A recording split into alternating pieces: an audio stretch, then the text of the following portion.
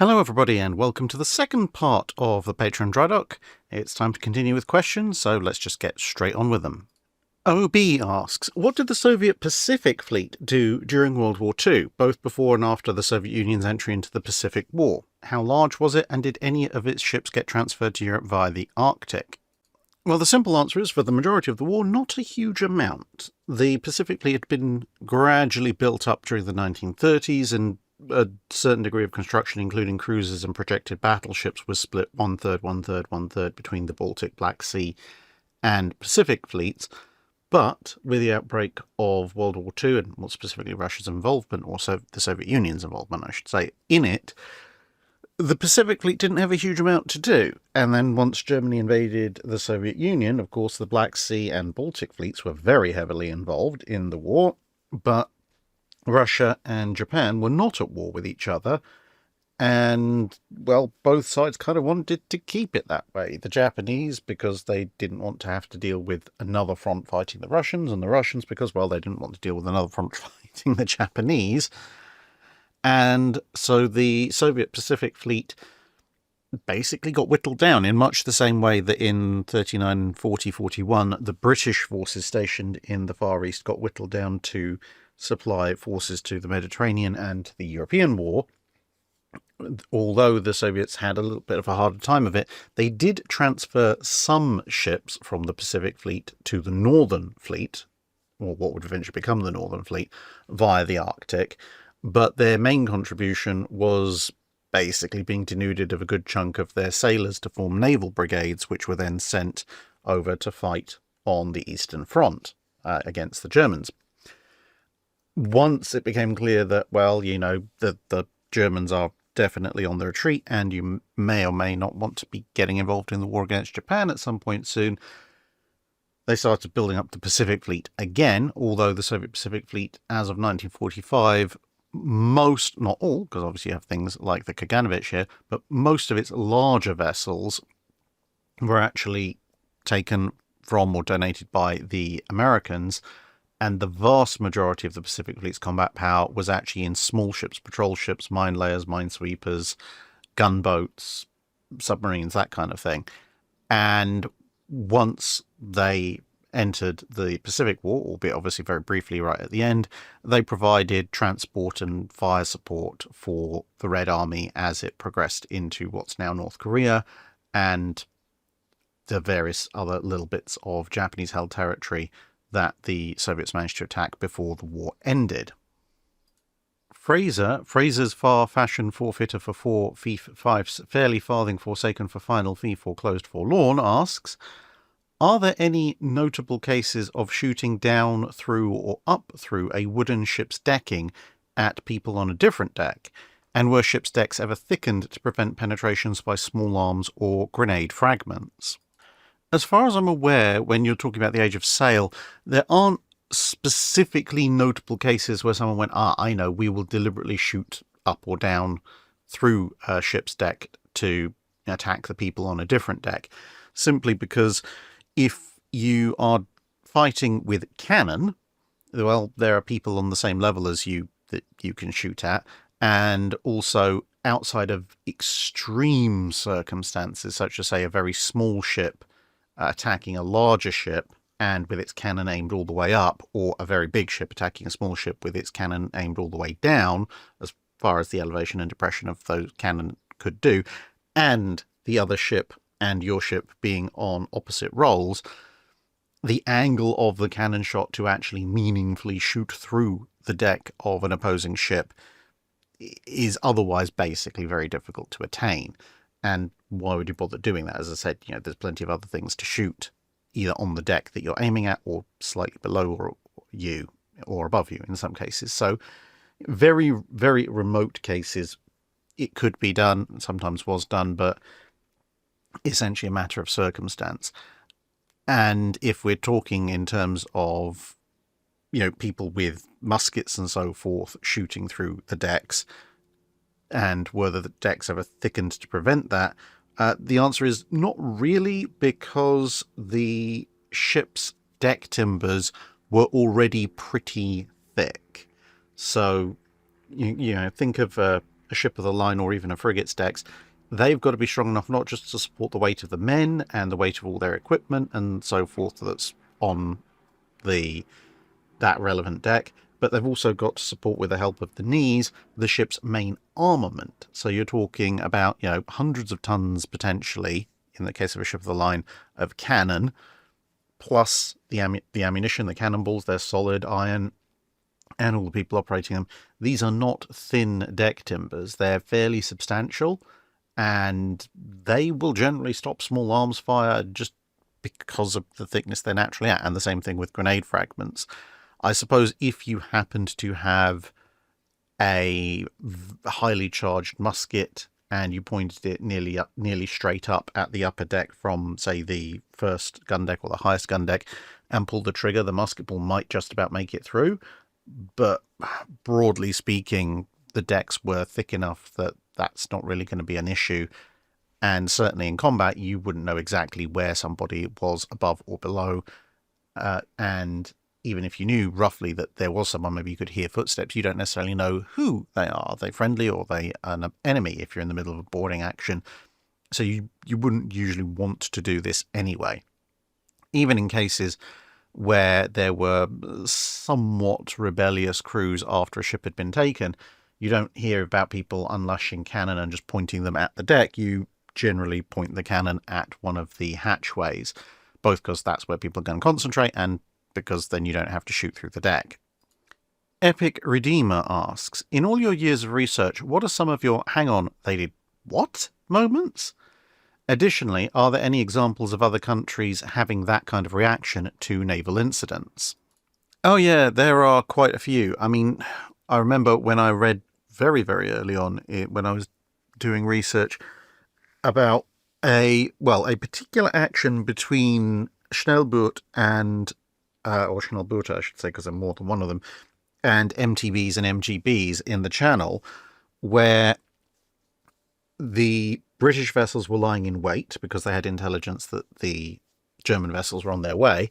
And then when the German vessels showed up, obviously the British vessels powered up, there was a firefight, and then there was a high-speed boarding action where one of the MGBs ran up alongside a Schnellboot, and some of the British crew jumped across and proceeded to engage in a combination of a pistol fire and a just straight-up punch-up with the Schnellboot crew.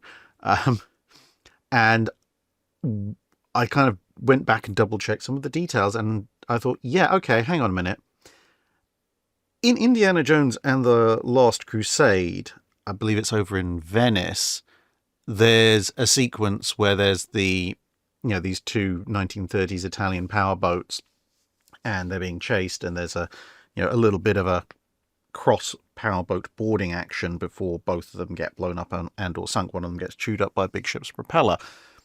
That's an action movie setup, and even then they're not going particularly fast. They're going in daylight in relatively calm waters. This is in the middle of the Channel at night, doing at least 35 knots, and there's people just jumping across between ships and having a good old pub brawl, but with extra small arms, in an attempt to capture an enemy S-boat, or as they would have called it, an E-boat. That's just insane. And actually two separate individuals, both in the Mediterranean theatre, and I think it kind of is a measure of the calibre of the men in question. So quite often in the Mediterranean theatre, when you get strafed by Regia Aeronautica or Luftwaffe aircraft, everyone's natural reaction is duck, unless you're at an anti-aircraft gun, in which case you try and fire back. But if you're not at an anti-aircraft gun and a fighter is strafing you, you duck behind the nearest solid object because there's no point in otherwise getting shot up by machine gun fire.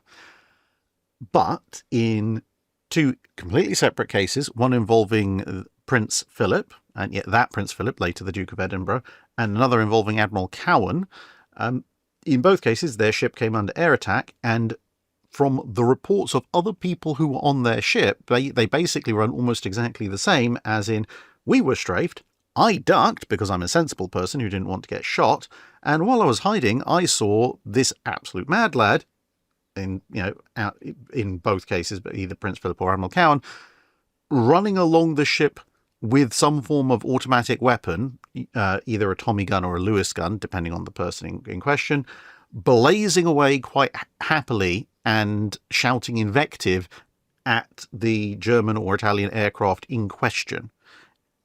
And I was sitting there going, I mean, I can kind of understand the idea of people are shooting at me, I want to shoot back, but there's a great difference between I'm being shot at by a fighter loaded with multiple machine guns, I should take cover and I really wish I had a way of shooting back, and here comes a fighter loaded with multiple machine guns, here I will take this pistol caliber submachine gun and engage it in direct return fire. And I think my other candidate for sort of top three would have to be during the Guadalcanal campaign, where you've got a twin-engine Japanese bomber coming along, you've got a Wildcat pilot who's been attacking various other bombers that have been attacking the ships. The Wildcat pilot's out of ammunition, and so he decides, okay, I'm going to engage in melee combat with a Japanese bomber. Specifically, I'm going to lower my landing gear, and I'm going to repeatedly beat the bomber to death by clubbing it with my landing gear. And on top of that, bear in mind, the F4F Wildcat at this point does not have automatically deploying landing gear. You have to manually crank the things down and up over 24 times. So this is a Wildcat pilot who looked at the Japanese bomber, which still had plenty of ammunition, realized he had no ammunition, deliberately reached down and was like, I'm gonna hit ya. Alex Cheng asks, in part 2 of Drydock 404, you mentioned the knowledge of how to build ships of the line was largely passed down as rules of thumb and experience. As the shipbuilding for the Royal Navy transitioned from a family affair to more state-run enterprises throughout the 16th through 18th centuries, how did these institutions and practices change over time?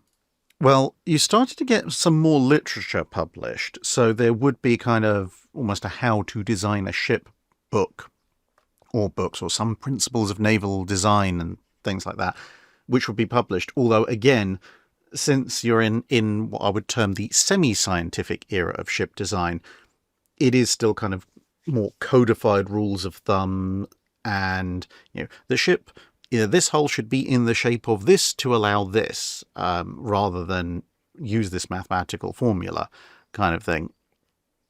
There were some more exact sciences behind things like how thick timbers should be to support certain weights of guns and that sort of thing, and rules of thumb that were beginning to develop into principles when it came to things like stability, but still nothing like the complex calculations that you'd see in the late 19th and then going on into the 20th centuries. But another major advancement was the practice of constructing ship models. So you would have the basic plans and layouts, but then you would have what were called half models. Now, these could either literally be a model of one side of the ship, which you can see examples of, or the other type of a half model would be like you can see here, where one half of the model would show the external ship, and the other half would be an almost skeletonized version showing the internal way of the ship. And this would be at a fixed scale. 1:48 was quite common. And these were absolutely critical because these ship models were built to the exact drawings that were made, their exact dimensions. So they weren't just, oh, this is an approximate scale model. They were an exact scale model. And they were used in both the construction of the ship itself, because obviously with complex 3D shapes, it's somewhat difficult sometimes to entirely, convey the information that you need in plans to things like a mold loft. So models like this would help greatly because you could literally just take the section of the model and go, right, this is exactly what it should look like, but bigger. And you could take dimensions off of it and scale those up as well. And as the ship started to come together, you could carry the model around and go, okay, well, I'm not sure this is looking exactly like the model. We should probably change some things, or this is looking exactly like the model we're doing clearly very well. And so these models encapsulated and contained a huge amount of shipbuilding information, because not only were they a physical 3D representation of what had been designed, and thus, as I said, helped in construction, they were also incredibly useful and, more importantly, durable references for future ship design. So if you were commissioned to build, for example, a first-rate ship of the line, then the Royal Navy may not have built one for a decade plus. And what you could then do is go, okay, well, let's get the ship models for the last 3 ships of the line, and then an experienced naval architect could look at that and understand not just how the ship had been designed in a way that you could, if you were examining the plans, but you could examine and understand not just that, but how the ship was put together and how everything worked together. So whereas with individual plans, you might go, oh, well, if I change this a little bit, change that a little bit, we'll get something new. With a model, you could look at it and go, oh, but if I change that, then this, and this other thing are also going to need to change. And as I said, they're a lot more durable. So plans could be lost, plans could get moldy, plans could get damp, plans could be accidentally burnt, etc. The models could be guarded a lot better. Now, that's not to say they didn't consult the plans, they did, but the models had a huge amount of utility.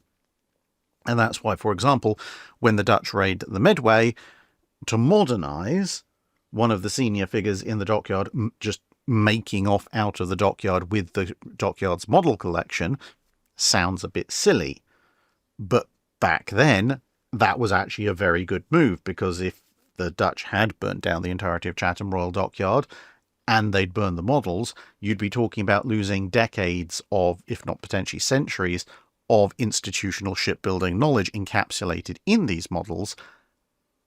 And it was better for that one person to escape with those models, and then potentially, dockyards can be rebuilt, institutional knowledge much, much harder. It's kind of the equivalent of escaping a classified facility that's under attack with the hard drives of all the data that facility has. And so you get a steady drumbeat as you get towards the end of the 18th and going into the 19th century of, you've now got a combination of ship models, very detailed plans, institutional level knowledge, not in terms of, full-on shipyards where you have multiple architects and they collectively have this warship construction knowledge, which is also shared with the Navy and the Navy is sharing with them, and more detailed books and other methods of instruction on how to pass down the knowledge that doesn't require the person who actually has that knowledge in their head to physically be there.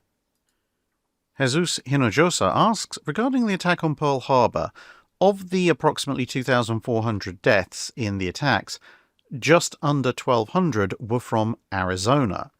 Since almost half the casualties were from one spectacle that was captured on film, would the US military and public have had a more muted reaction to the attack and leaned more toward either negotiation or a more limited response if Arizona hadn't blown up like that?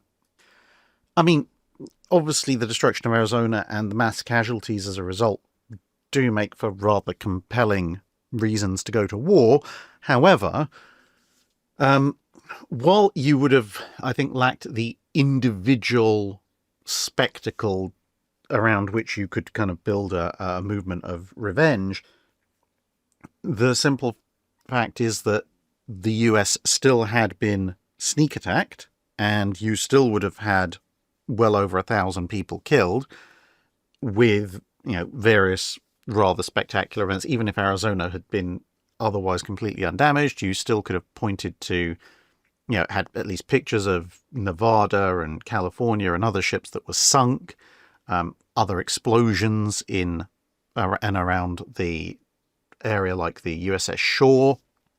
So there still would have been plenty of death, plenty of a sense of that's not fair, then the whole sneak attack kind of thing, and plenty of interesting visuals to show people.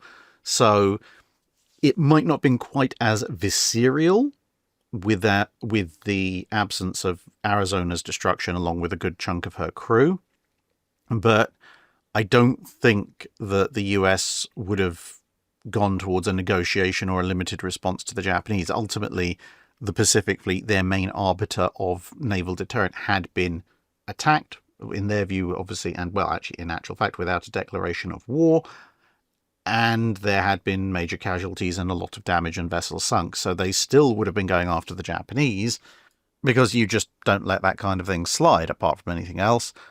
But there would have probably been multiple causes around which people would have centered themselves in the first few years of the war, rather than just the single big event, which is what a lot of people kind of remembered.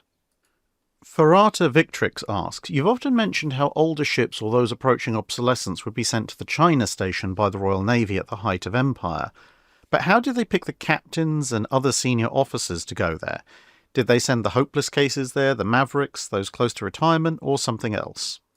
It depends on what's going on there at the time, because obviously if you have things like the Russo-Japanese War or the Boxer Rebellion, things are a little bit more active. You might want to pay a bit more attention as compared to, the Opium Wars going slightly further back, as compared to decades where things might be somewhat more peaceful, although, there are also various Sino-Japanese wars going on in the area as well. So when it comes to selecting officers, there would be a few different ways. Firstly, it could just literally be, we need a ship on the China station, we're sending this ship, the captain is in charge of this ship, so he's going with it. If the captain is, he's maybe going to be in charge of that ship for 2 or 3 years, and a year into his duties, it's just suddenly decided, okay, well, we're sending the ship to the China station now. So at that point, there's no real judgment on the captain one way or the other. It's just his ship is needed there, therefore he's going. But sometimes you'd have ships on long-term secondment to the China station, and they would need new captains, as captains were rotated in and out. And while there were obviously the prestige stations, which were the Mediterranean fleet and whatever variant of fleet was considered the home waters fleet, that could be the Channel fleet, could be the Atlantic fleet, depending on what they were calling it at the time, those were the premier stations. But the China station would be somewhere that you could send, I suppose Mavericks you could see it as that, because with the, the home waters forces, Atlantic fleet, Channel fleet, whatever, that was a very prestige posting, but it was also a posting where you would be under a fair degree of control from the Admiralty. The Mediterranean fleet, you had a little bit more operational freedom, but within the deployment of the telegraph system in the mid-19th century and then later radios, you would still be under a certain degree of management by the Admiralty. But if you're on the far distant stations, and they didn't get much more far distant than the China station, you would have very limited contact with the Admiralty, both in port and virtually none while you were out doing the various bits and pieces out in the Western Pacific. And so you do need to send people who are capable of thinking on their feet and, keeping the peace, but also taking action without massively having to rely on the higher-ups. So at that point, there is a certain profile of person that you would send out to the China station, at least in the upper echelon command positions. Sometimes, because it wasn't a prestige station, you could end up with either people who were recognised as up and coming but didn't necessarily have the patronage. So they get kind of similar to previous, they get an opportunity to develop themselves there. But you would also occasionally have, older ships with captains who needed to see out some years of service. And if it was relatively quiet, well, cruising around the Western Pacific gently while under the command of, a commodore or an admiral was a pretty decent way of closing out your career. Red Ranger asks, in a book I'm working on, there's a scene where an ironclad warship on a merchant raiding mission uses a cannon to essentially harpoon a wooden sailing vessel, reeling it in to boarding range, and then proceeds to do rather unpleasant things to said helpless vessel. Was something like this ever done historically? Or if not, what engineering and or practical concerns would there be in the above scenario? I'm not aware of people using harpoon cannons for boarding in real life. The main issue, because obviously harpoon cannons in various forms do exist and did exist for whaling purposes, although this kind of mass production of them came in somewhat later in the 19th century. But the biggest problems using a harpoon cannon to board a ship would be that, well, firstly, obviously you're not going to have the reeling in mechanism attached to the cannon itself. So you're going to fire the harpoon, presumably it's going to stick in the side of the enemy ship, and then unlike a whale where you can, tie off, and essentially it serves to tire it out, with a merchant ship, you're going to have to reel the thing in. That means presumably attaching it to a capstan or something like that, which is going to limit the number of lines that you can shoot at the merchant ship, because you've only got a limited number of capstans. On top of that, the harpoon will have to be attached to a line. That line can only be of a certain weight and strength, otherwise it's not going to go very far. And if you're hauling in a merchant vessel that's displacing hundreds or possibly a few thousand tons, if you've only got, 1, 2, maybe 3 lines attached to it, and you're hauling away with a capstan to haul it in, there's a very good chance that the kind of lines you can actually shoot over are not going to be strong enough. They're going to either break, or they're going to tear out the harpoon mount. They're just not going to be strong enough to haul the ship alongside. And even if somehow you have magically strong lines, that's maybe you're using wire cabling later on in the period, you've still got the problem that is a huge amount of force that's being put into a harpoon that has been obviously somewhat haphazardly embedded into a ship, into the ship's sides, and which has formed its own entry path and therefore has a degree of an exit path. So even with arbitrarily strong lines, there's a decent chance the harpoon would just pull out of the ship's hull rather than actively haul it back to you.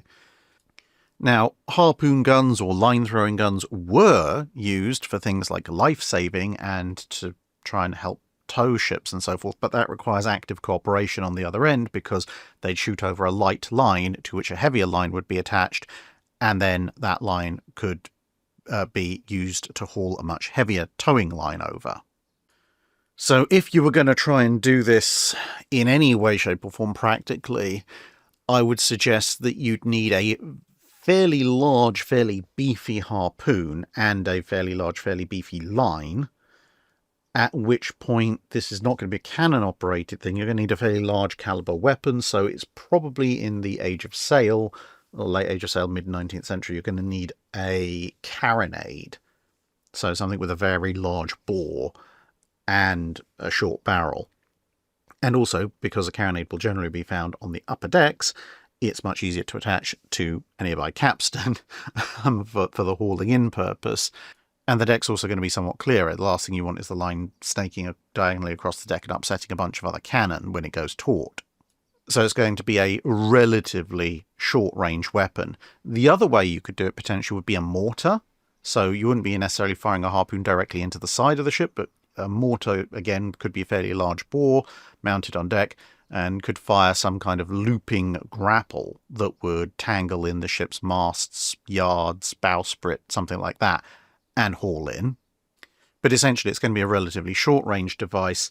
You could theoretically, for an ironclad period, invent a kind of really large scale, like 11, 15, 80, 20-inch short carronade type weapon specifically designed to fire harpoons. Or the final option would be that you have 1 or 2 of these, whether a carronade or carronade adjacent type weapon or a mortar type weapon, but perhaps you load the rest of your guns, assuming you're talking about maybe a broadside ironclad, you load the rest of them with light to medium lines and basic harpoons, and you fire a whole broadside, but the purpose of most of them is to secure the target from going anywhere, and only 1 or 2 are actually for hauling the target in, which would be your big carronade type weapons.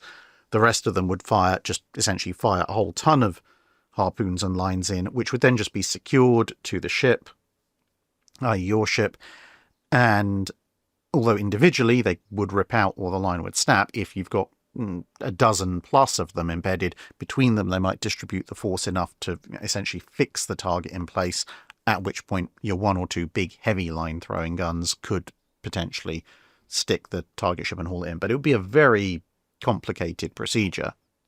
Possible, but very complex.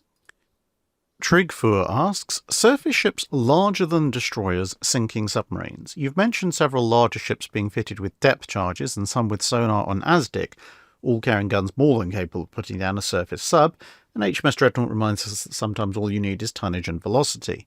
What are some success stories? Did a surface ship ever manage to torpedo a submarine outside of scuttling one? And was a shallow-running submarine ever sunk or damaged by gunfire?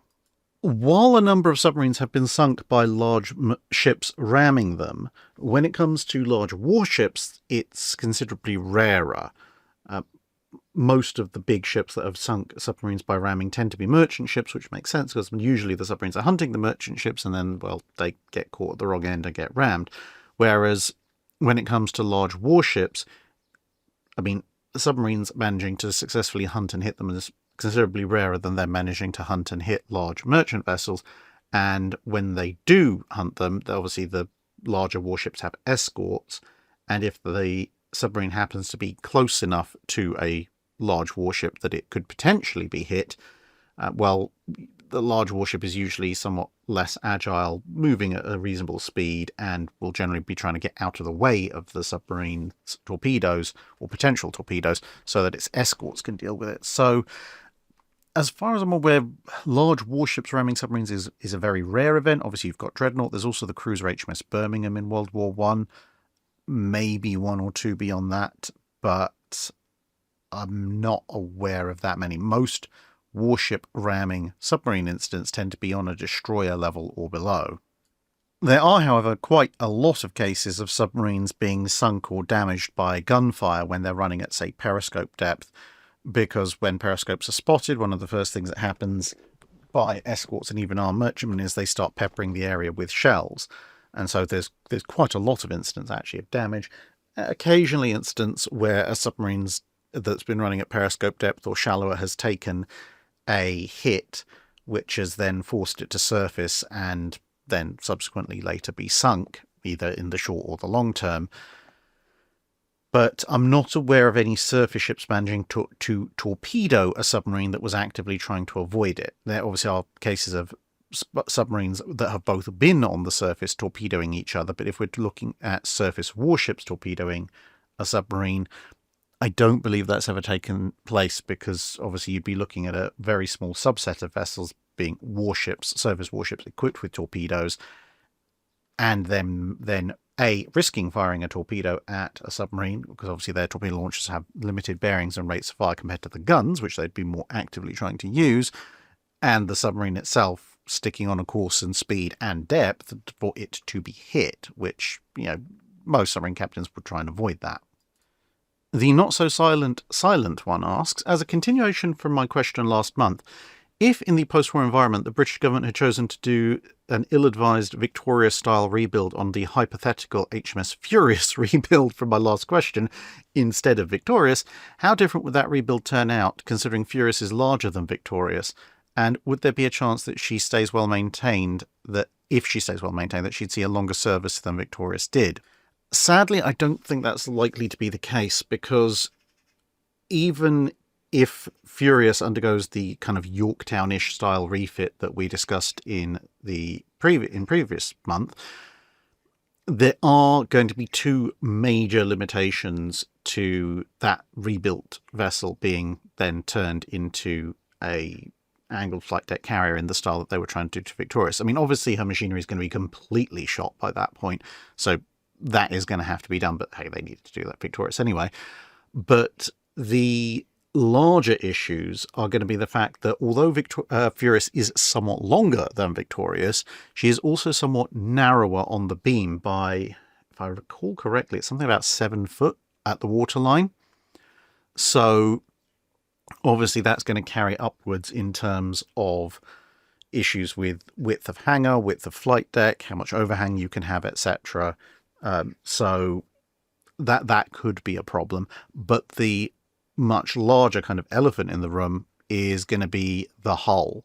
The hull at this point, if we're talking about the mid-50s, is going to be a hull that's approaching 40 years old. And if you wanted, I mean, there's going to be a lot of age and wear and tear on the ship. And if you did want to keep it in service, you're going to be looking at probably very significant replacements of large areas of hull plating and so forth. So that's going to push the cost up. And the final other problem is going to be the flight deck. And because obviously Furious does not have an armoured flight deck, one of the reasons that the Royal Navy was looking at retrofitting its armoured flight deck carriers into more modern forms is because the weight of aircraft was increasing to the point that unarmoured flight decks were struggling with the proposed weight of some of the larger strike aircraft. Now, with more recently designed ships like, say, the Centaur-class, they could factor that in, but with a much older vessel like Furious, presumably having gone through a 1930s refit, there would be structural limitations. And so it wouldn't be a case of reworking some of the outer portions of the deck. It would be a case of stripping down pretty much the entire flight deck and redoing it in a much stronger format. So at that point, you're replacing the machinery, probably redoing the hangar, replacing large portions of the hull plating, completely replacing the flight deck. You're essentially rebuilding the ship except for the basic framing, and even that might need some work. So it's going to be hilariously expensive, and because of that slightly narrower beam, you are going to end up with a slightly narrower hangar, and therefore potentially a slightly less capable vessel overall.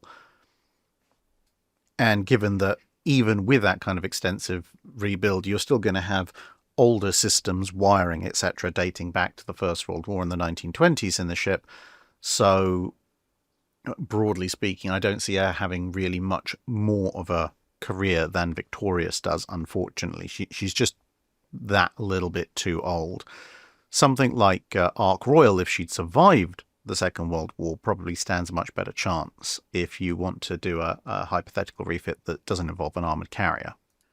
Maximus Tillman IV asks, are there any thoughts on the design philosophy-engineering that led some battleships, such as Yamato and the planned Alsace, to find space for centerline secondaries, while other designs like Iowa and King George V did not? And if you have time, why did Iowa, at 200 foot longer than South Dakota, not have more 5-inch 38 caliber secondary guns?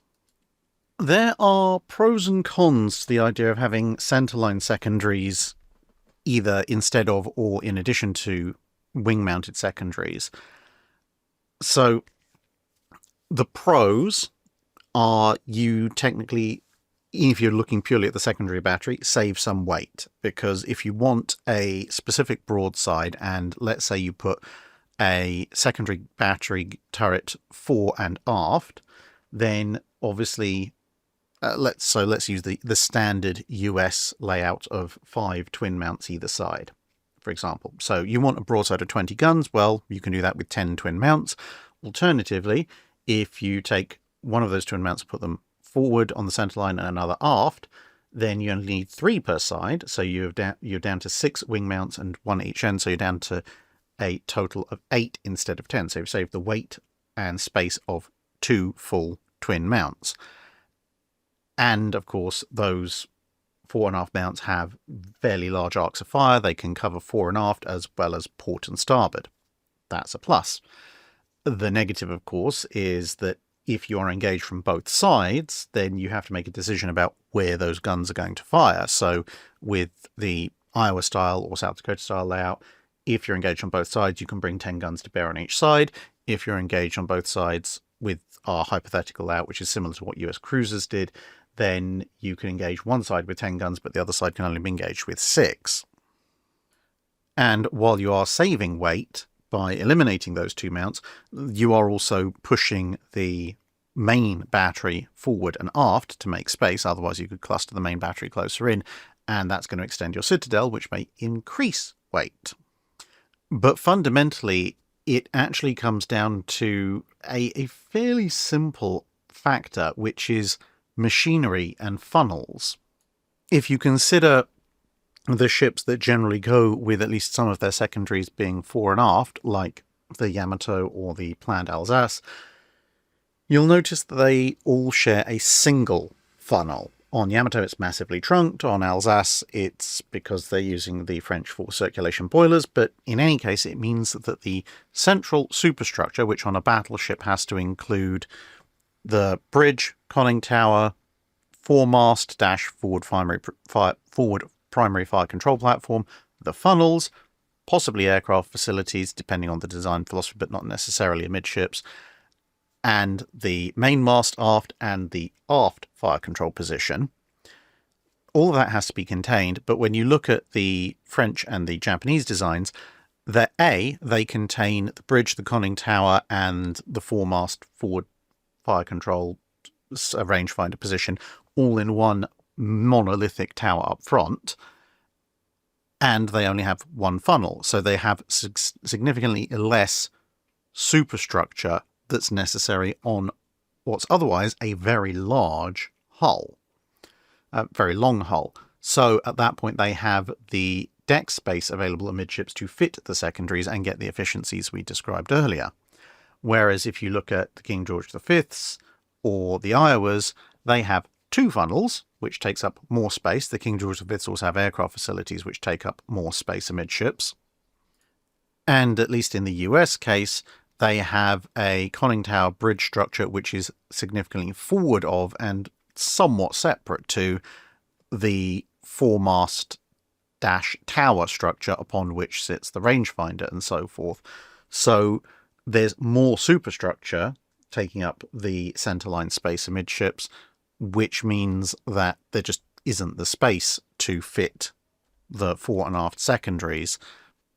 And on the King George V, they're also a 35,000 ton design, so they're going to be somewhat smaller. On the Iowas, obviously they're longer, but they have this massively increased machinery space, and therefore they have the second funnel facility in there, as well as this, as we said, somewhat separate tower and bridge command structure set up. As for why the Iowas still only have 5 twin 5-inch 38 mounts compared to the South Dakotas, which are significantly shorter, there's a few factors. Firstly, the Iowas were originally supposed to be a very quick design, essentially just going South Dakota but stretched so that we can go fast, at which point there wasn't a huge amount of thought given to should we also increase the secondary battery, because if you increase the secondary battery, you're increasing weight. Increasing weight, that means you need more power for speed, and so on up into the loop. And of course, they're trying to incorporate a lot of machinery into the ships. But also, when you look at a top-down plan, especially, but potentially also side views, you'll notice that on the South Dakotas, the 5-inch 38 battery is very compact, very close together. On the Iowas, that same battery is somewhat more spread out, which gives them a little bit more freedom in terms of overlapping arcs of fire, especially when you're talking about guns that are on the same level as each other. So you're actually getting more efficient use out of the same guns by having them somewhat more spaced out. And if you look at 43, 44, 45 photos or plans, you'll also notice that the Iowas, because of that more spaced out nature of the 5-inch 38 battery, they're able to fit considerably more Bofors and Oerlikons in the midship superstructure area than the South Dakotas can. And obviously that gives them significantly heavier medium and short-range anti-air capabilities, which, while not necessarily those guns in particular, but the idea of having a lot more short and medium-range anti-aircraft guns was a significant consideration during the Iowa's construction. Marlin Stout asks, presume that Congress actually gives the US Navy enough of a budget to be able to re-engine the Tennessee-class armoured cruisers. Since the ship would be fairly hopeless acting as a heavy cruiser, suppose instead they decide to turn it into a light cruiser, replacing the 10-inch main turrets with turrets using 16-inch 50 caliber guns of the same type the ships use on their broadsides. Would it be practical to build a triple 6-inch to replace the 10-inch guns, or would the ship be limited to twins? And how effective would the result be as in secondary cruiser roles, like say being a command ship for convoy escorts? Would there be other roles that a 22-knot now light cruiser would be good for? And would it be useful in surface battles around Guadalcanal? I think unless you did major hull work to radically increase its speed, even such a refit would be completely off frontline duties simply because it is far too slow. Now, yes, I think it would be entirely possible to do a triple turret using 6-inch guns similar to those found on its secondary broadside in its role as an armoured cruiser.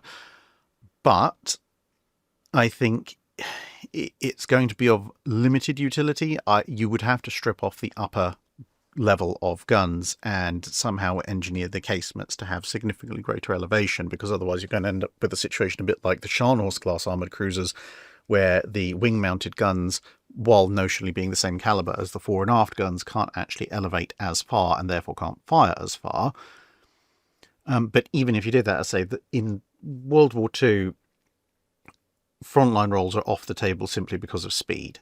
You've got enough engine space and machinery space to theoretically get them going a lot faster with bow and stern, or at least bow hull extensions, but that's considerably more work. So if we assume that she's still going to be tootling along at 22 knots, my instinct would be, rather than keeping her old 6-inch 50 guns and finagling a triple 6-inch turret at either end, which is there would be space for that, I would probably suggest actually that if you're going to put her in convoy escort roles, which is pretty much what she would be good for, then I would actually suggest maybe pulling off a Queen Elizabeth - Renown style modernization. So reprofile the entire upper deck and main deck, completely strip out all the secondaries on the sides. If you're aiming to keep her at 22 knots, you can also massively reduce the number of funnels, because modern machinery lets you do that. And then what I would probably do is kind of make a sub-variant of the Atlanta class. So instead of having the twin 10-inch either end, maybe have super firing twin 5-inch 38s at either end, and then put a number of 5-inch 38s, maybe 3 twin 5-inch 38s down either side, with some space reserved for aircraft between the mainmast and the fairly large extension that you've now got, thanks to not needing quite so many funnels. And that kind of vessel would, I think, actually be very useful in a convoy role, because she doesn't need to go faster than 22 knots, being, that she's a convoy escort, but she would have a absolutely vicious anti-aircraft battery to take on enemy bombers and recon aircraft and so forth. And of course, you could also do an alternate variant of that, where you have the twin super firing 5-inch 38 mounts either end, so you've got 8 guns there, and you fill the wing positions with 20mm or 40mm guns instead. But I think the 5-inch 38s might be slightly better, because in a convoy role, unless you're sending her up to the Arctic, in which case, yeah, you probably do want the 40 mils, but in an Atlantic or Pacific convoy role, you probably want the heavier, longer range anti-aircraft power more than the lighter stuff. Gabriel A. Hawkins asks, given the Royal Navy's 100-plus year commendable history of fighting the slave trade, was there any reservation in naming a class of cruisers after Hawkins? He seemed like a commendable guy on a number of levels, but I think some of his escapades would make naming a ship after him a little bit awkward. Also, which ships win the should have been but were not contest for should have been converted to an anti-aircraft cruiser? The Hawkins or the Omahas?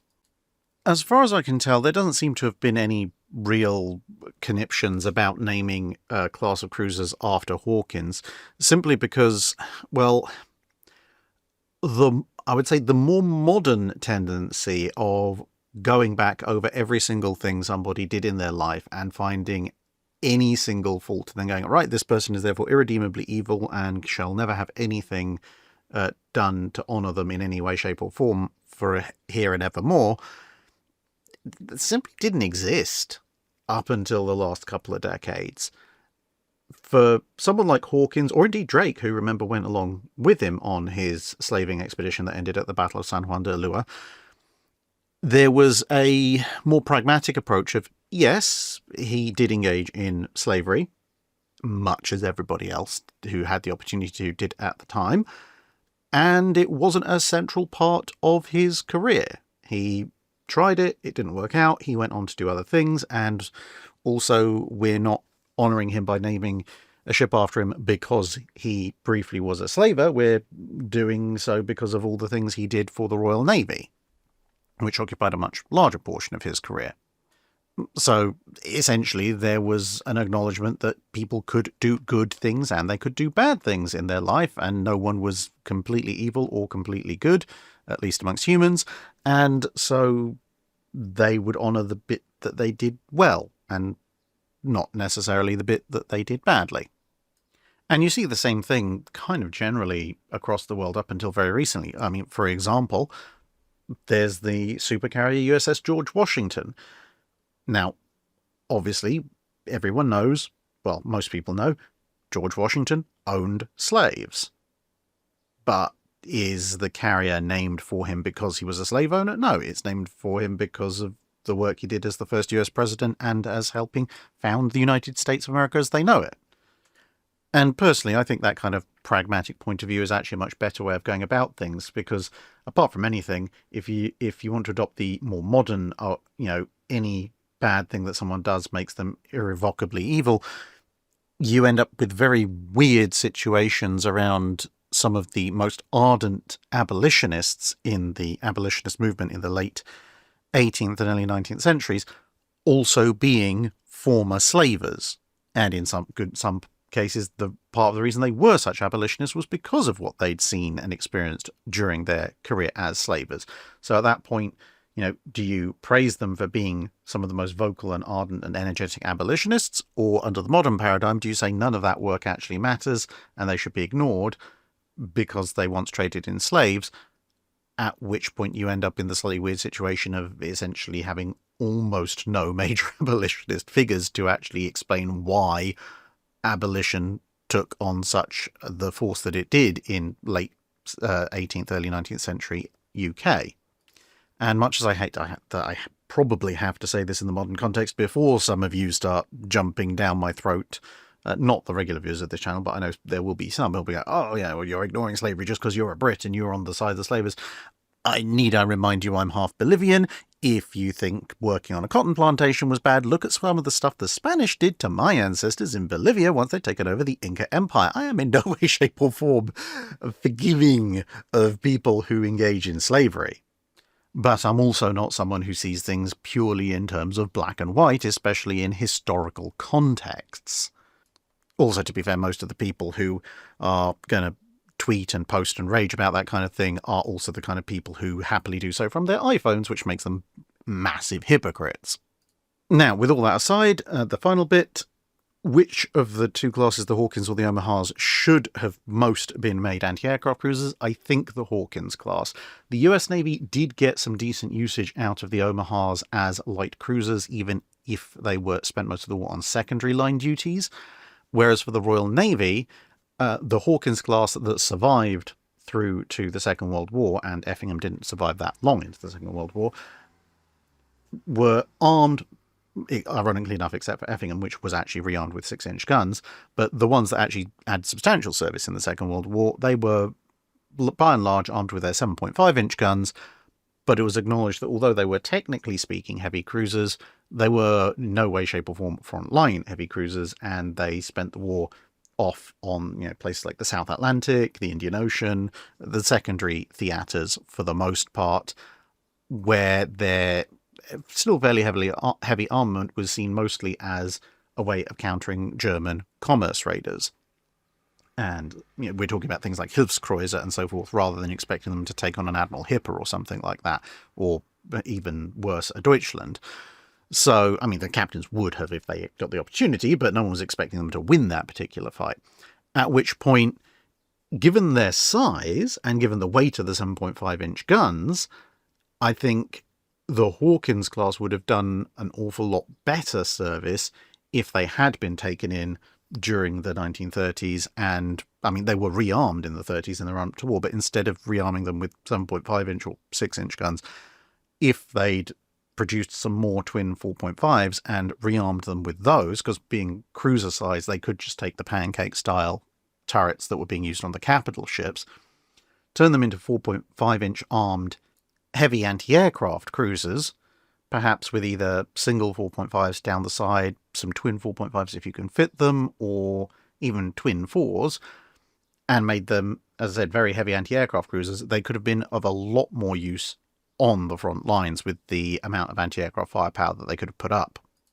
And they also would have been a lot easier to convert than the Omahas. I mean, even if you just replaced each of the Centreline single 7.5s with twin 4.5s, that would have given you a ship with 10 4.5-inch guns on the Centreline, ditch the wing 7.5s and put a whole bunch of pom-poms or 20 mils or 40 mils down the side, either side of the funnel and the superstructure, and you'd have an absolutely vicious heavy anti-aircraft vessel.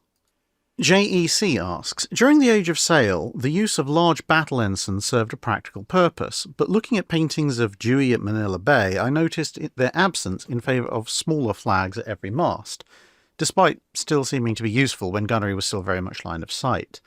And after this, they seem to be used only very occasionally, such as when Halsey flew one from Enterprise and Bismarck flew one at her last stand. When and why did they go out of favour for uses beyond literally showing the flag on showing the flag missions, like you have today? And outside of the US Navy's Arleigh Burke-class destroyers, which modern ship do you think would look best flying one? I mean, the funny thing with battle ensigns is that they have a brief period where they do kind of go out of fashion, but that is kind of around about Battle of Manila Bay, the very late 19th, early 20th century, because at that stage, ships have gotten distinctive enough that regular national flags will suffice. Plus, you've got telescopes and so forth. But the ranges are still close enough that something like telescopes or binoculars can easily pick out more standard-sized national flags. Once you get into ranges extending again, so once you get into kind of World War I, even to a certain extent the Russo-Japanese War, and certainly World War II, battle ensigns actually see a significant resurgence, because now, with the ranges being so far, and everybody being grey, you actually do need visual recognition systems again, and large battle ensigns are one way of doing that. However, you've got to remember two things. One, if you like, the standard-sized battle ensign looks proportionally a lot smaller on a World War I or World War II warship, which is considerably larger than your average Age of Sail warship. And two, the really large, tennis court-sized battle ensigns that you see on some ships, like at Trafalgar and so forth, are a little impractical to fly on modern warships, simply because, well, the flag mounting positions right aft aren't actually big enough to support them, because these things would usually be flown from, in the Age of Sail, would be flown from parts of the rigging attached to the mizzen mast, and the foremast and mainmast of the ships at that point, they generally don't have the lines capable of supporting a battle ensign that large, and even if they did, if you attach it to the foremast, it's going to probably wrap around the funnel and catch fire, and if you attach it to the mainmast, it's possibly going to get in the way of aft fire control and range spotting. But you still do have a use of battle ensigns, just somewhat smaller than the really massive Age of Sail ones, except obviously in special occasions. And during various engagements, when you look in World War I and World War II, when you see the bigger battle ensigns being broken out, it tends to be in times where they're showing, where the ship in question is trying to show a significant degree of defiance, despite the fact that they may be entering a battle from which they don't expect to come back, or at least not all of them. So at at Jutland, lots of British ships break out pretty much every flag they have, including the battle ensigns, and that's a mixture of pride and the fact they know they're potentially going into a massive fleet engagement. But you also see them used as celebration. When Exeter goes into battle at the Battle of River Plate, the Captain Bell is relatively cognizant of just what kind of a chance his ship stands going up against Graf Spee, but he still orders every battle ensign he possibly can flown, mostly as a show of defiance. And at the Battle of North Cape, for instance, one of the Norwegian destroyers that's going up against Scharnhorst, obviously it's got a lot of friends backing it up, but they want Scharnhorst to know exactly who they're dealing with. So you have a destroyer flying a very large battle ensign as well.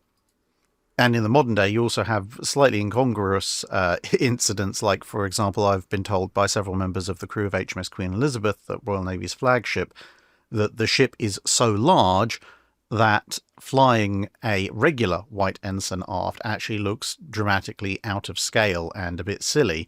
So, as far as I'm led to believe, HMS Queen Elizabeth and HMS Prince of Wales actually regularly fly battle ensigns as just their regular ensign aft, because that's the only thing that looks in scale with the vessels.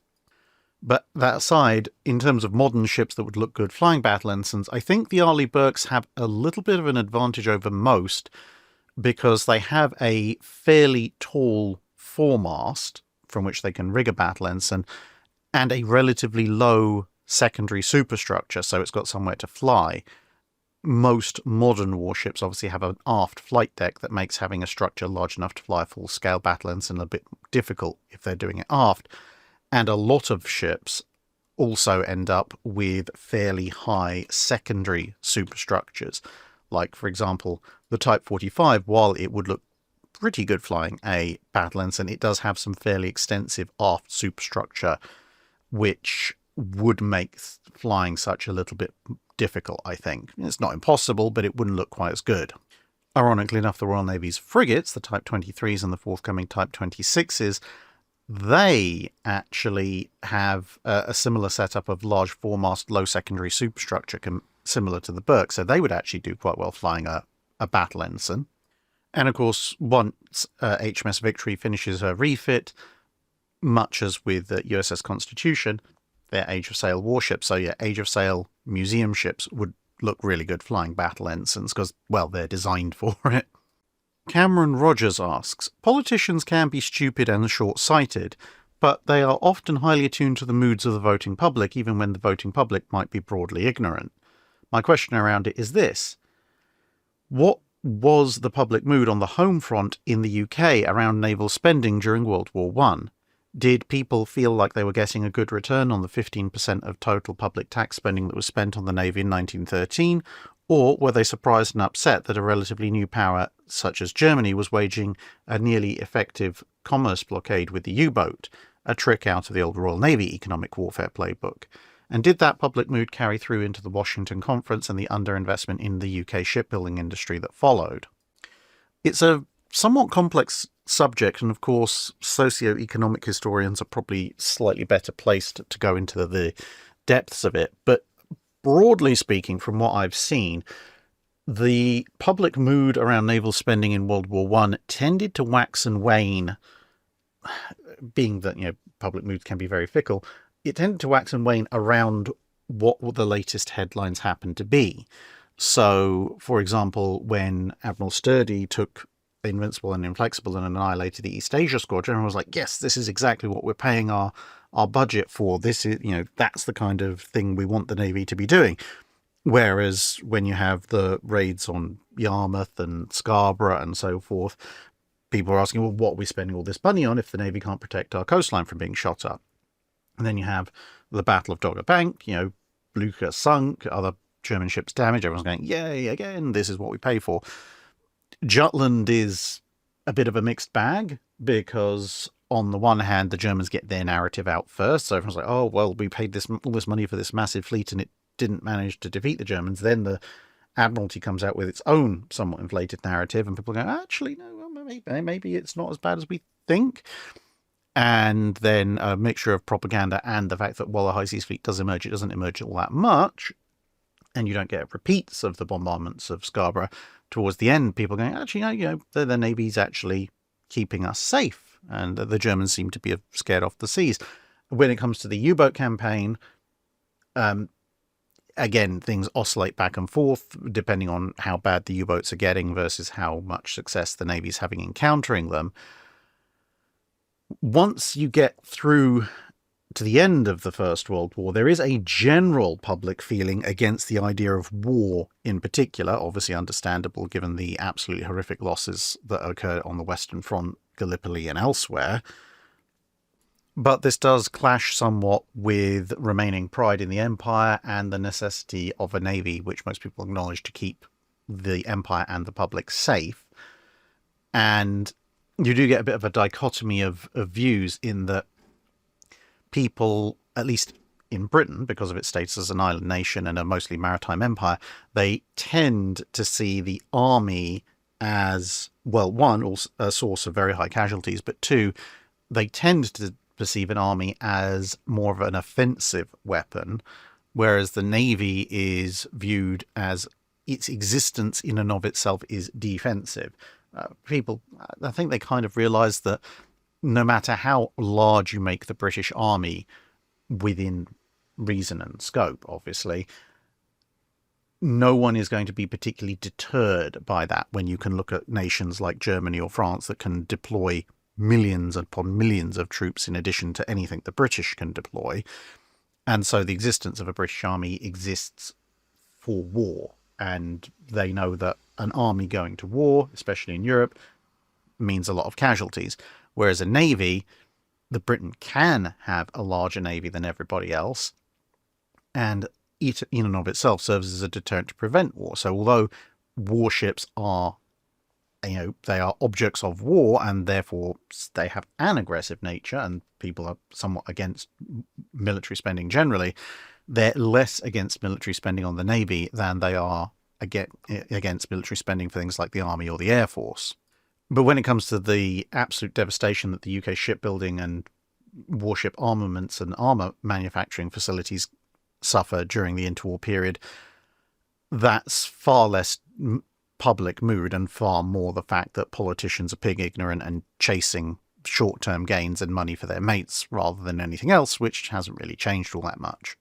Monsquire asks, on July 4th, 1898, the French liner SS La Bourgogne collided with the British iron sailing ship Cromartyshire. By all accounts, the majority of the crew acted with dishonour and cowardice. Passengers had to fight the crew for the lifeboats. And how could a crew of a liner that was a popular line with passengers, a liner and company of the First Order, not a sail-by-night one, have acted in such a manner? 1898 was a period of women and children first, and one would think the company would have a captain who did not speed in heavy fog and would have a disciplined crew. How could all standards of civility and chivalry as well as competence have been so easily tossed aside? Unfortunately, while there is a culture of professionalism amongst most liners' crews, both back then and now, the simple fact is that you do occasionally get people who should not be in command and who either stay in command or are granted command for reasons that are questionable at best. And similarly, various liner companies, even some, not all, but some of the good ones, so at least supposedly good ones, are always looking to try and cut costs wherever possible. So you can end up with ostensibly, as you said, a liner and a company which has a good reputation, but which has essentially cheaped out and not done its due diligence, and you end up with a captain and crew, or a captain and officers, or whatever combination thereof, who just are incapable of doing their jobs in any kind of significant crisis.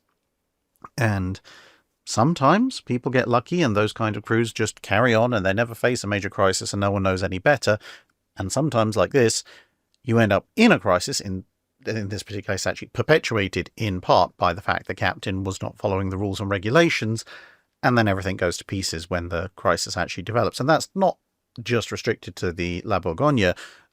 You look at the Costa Concordia disaster far more recently, although in that case the major problem appears to be from the upper echelons of the ship's command staff, particularly the captain. The crew in and of themselves, for the most part in that, at least appear to have acquitted themselves with a degree of honour, not so much the captain and, as I said, some of the other higher up officers who delayed the whole thing. But anyway, that aside, with La Bourgogne, the ship itself had a history of hitting other ships, and the captain had a history of racing his ship and not really paying up much attention to anything approaching rules. So given that, and then the fact that once the disaster happened, the ship had a good chunk of its lifeboats destroyed, it suddenly became very much a case of, well, we're stuck out here, we're sinking, and there are only so many lifeboat places available, at which point a poorly led crew very rapidly becomes an every man for themselves crew, and you get the disaster that you get. Erin Brannan asks, what chance would the German seaborne invasion of Britain have actually had during World War II? It seems like taking the Royal Navy, who are known to be wily and aggressive at the best of times, and putting them in a backs against the wall defending their homes and families situation would be a rather bad idea. Well, yeah, realistic chance? Very little. Very, very little indeed. I'm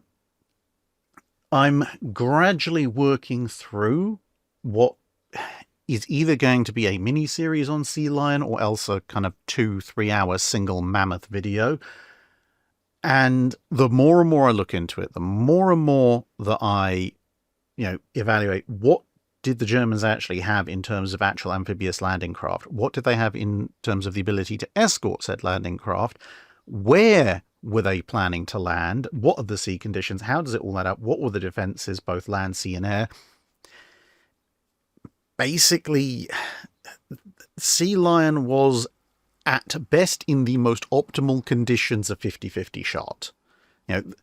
The state of German landing craft, given that a good chunk of them didn't even have engines, and the plan was to have the ones that did have engines tow the ones that didn't, and then release them close to shore, and hope that inertia would coast them into the beaches. And no, I'm not kidding, that was actually the plan.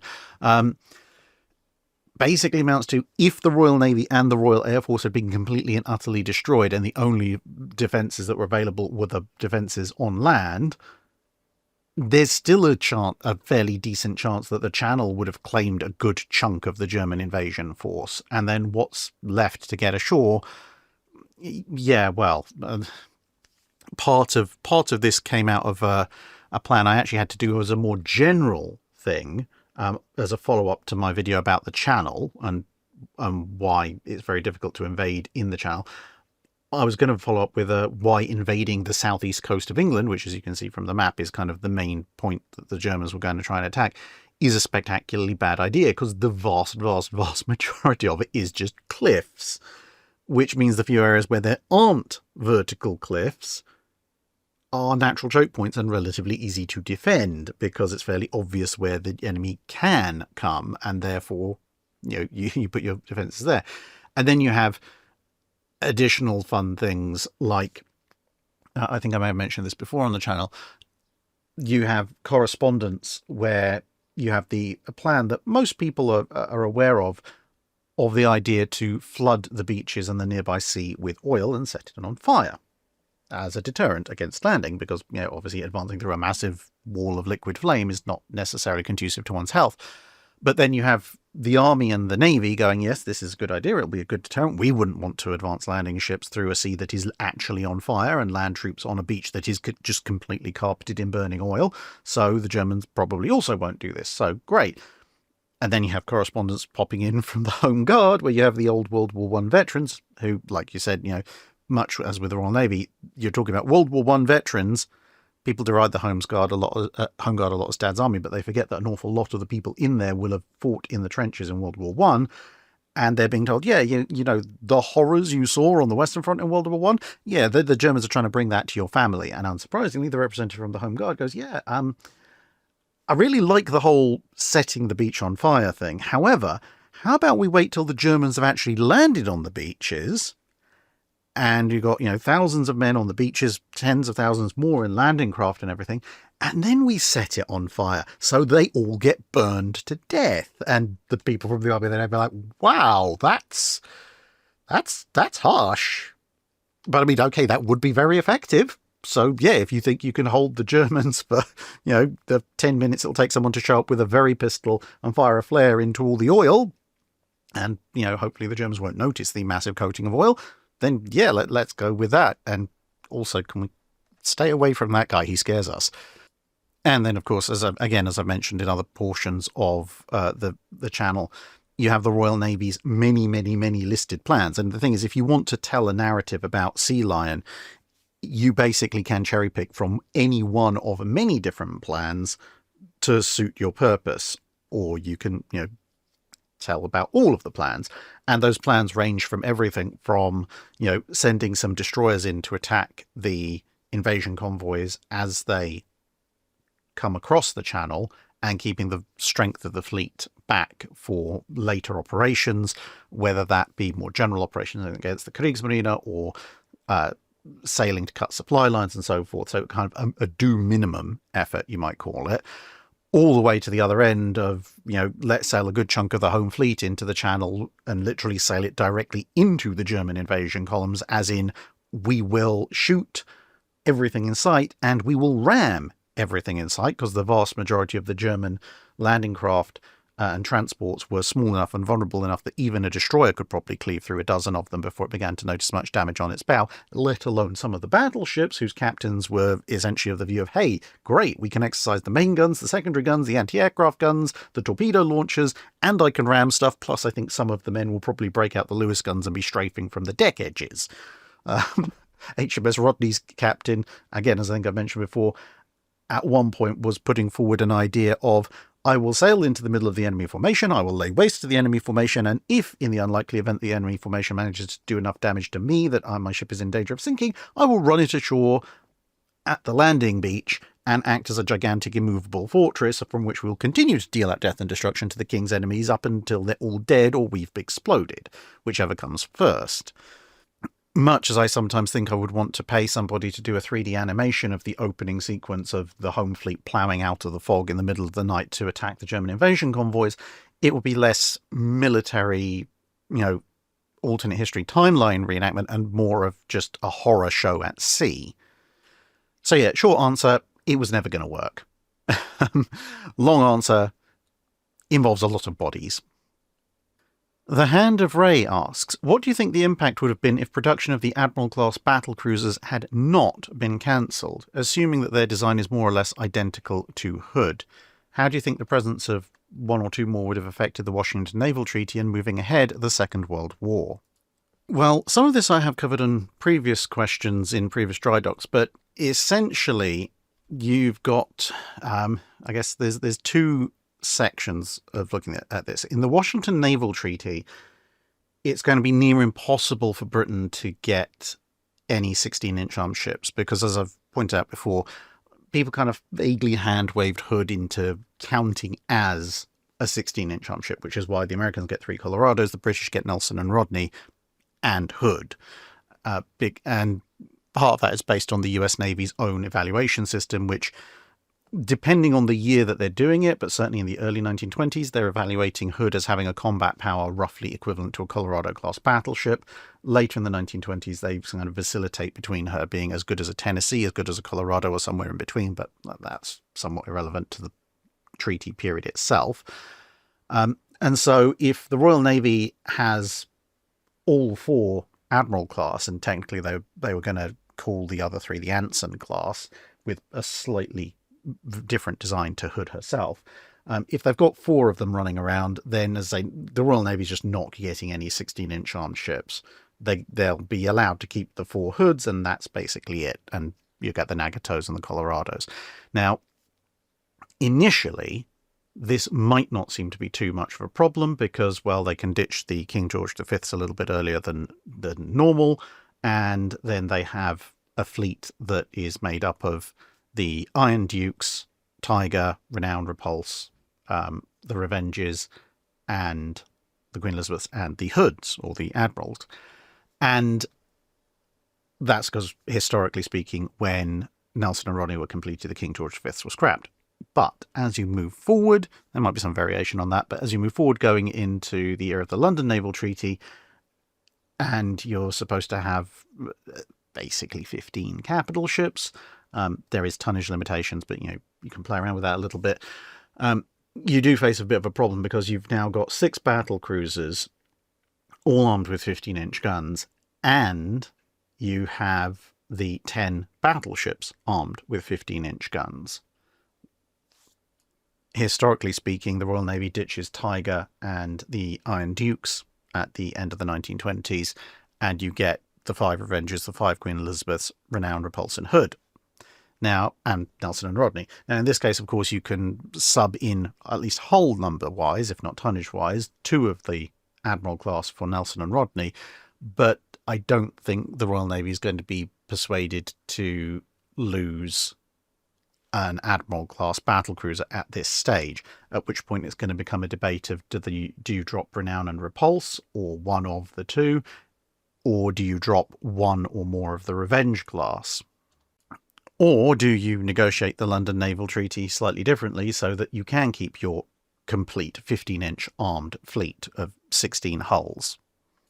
Of course, moving forward into the Second World War, it affords the Royal Navy a good deal more flexibility because, one, they're, with multiple Admiral class around, there might be more motivation to retrofit them and refit them somewhat earlier, or at least give them a kind of midlife upgrade like you see happen to various other British capital ships, because unlike the real life situation where Hood is on her own, she's not on her own, so they can afford to have one or two taken offline for, to cycle modernizations and refits. But then going into the Second World War, it means that the fast capital ship balance is completely different to what it was historically. At that point, the Royal Navy has 6 fast capital ships, at least 4 of which can be described to a certain degree or another as fast battleships, in an environment where the German fast capital ships consist of the 2 Scharnhorsts, and the Italian fast capital ships consist early on of the refitted 12-inch, now 12.6-inch Dreadnoughts, since the Bismarcks and Littorios aren't completed yet.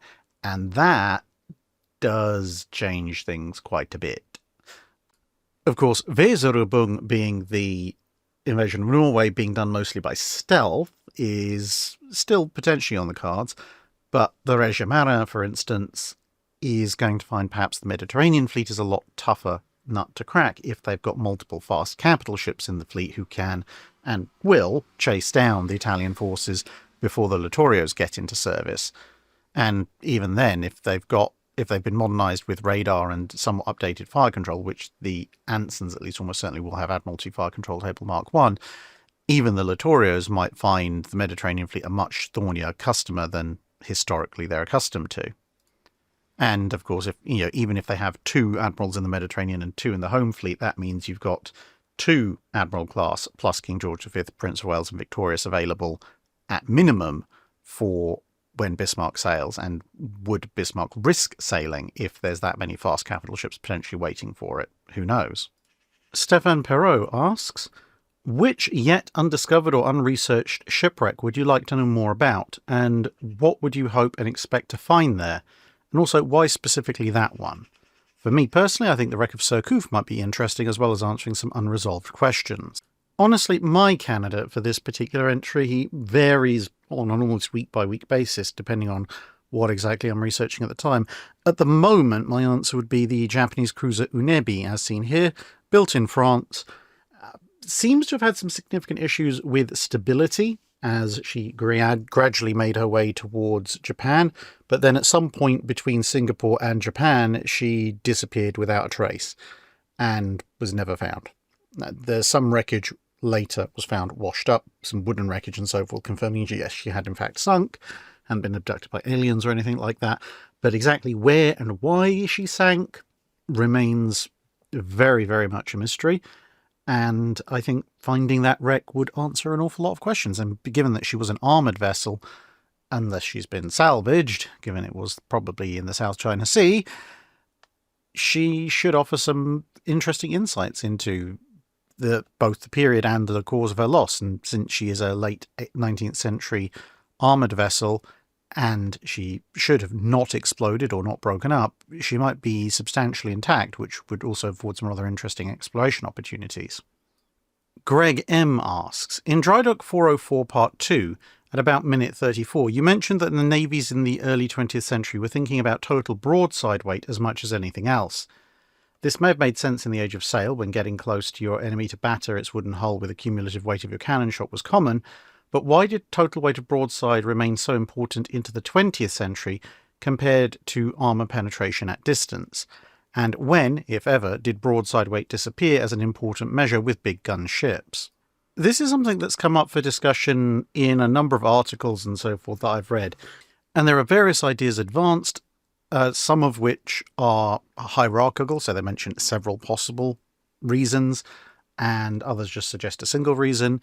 And of course there is reference to original documents as well, but of course different navies obviously view things through slightly different lenses, which also doesn't help, because why the British Navy is considering broadside weight versus why the German Navy is looking at it and so forth can sometimes be different. But anyway, some of the reasons advanced are that it helps to keep an eye on the overall balance of ship design. So if you're putting bigger guns on a bigger ship, but it's throwing less weight of shells, that may be a marker that you are perhaps relying on too few guns and therefore having too few chances to actually hit things, as opposed to having enough shells flung downrange that statistically something will get hit at some point.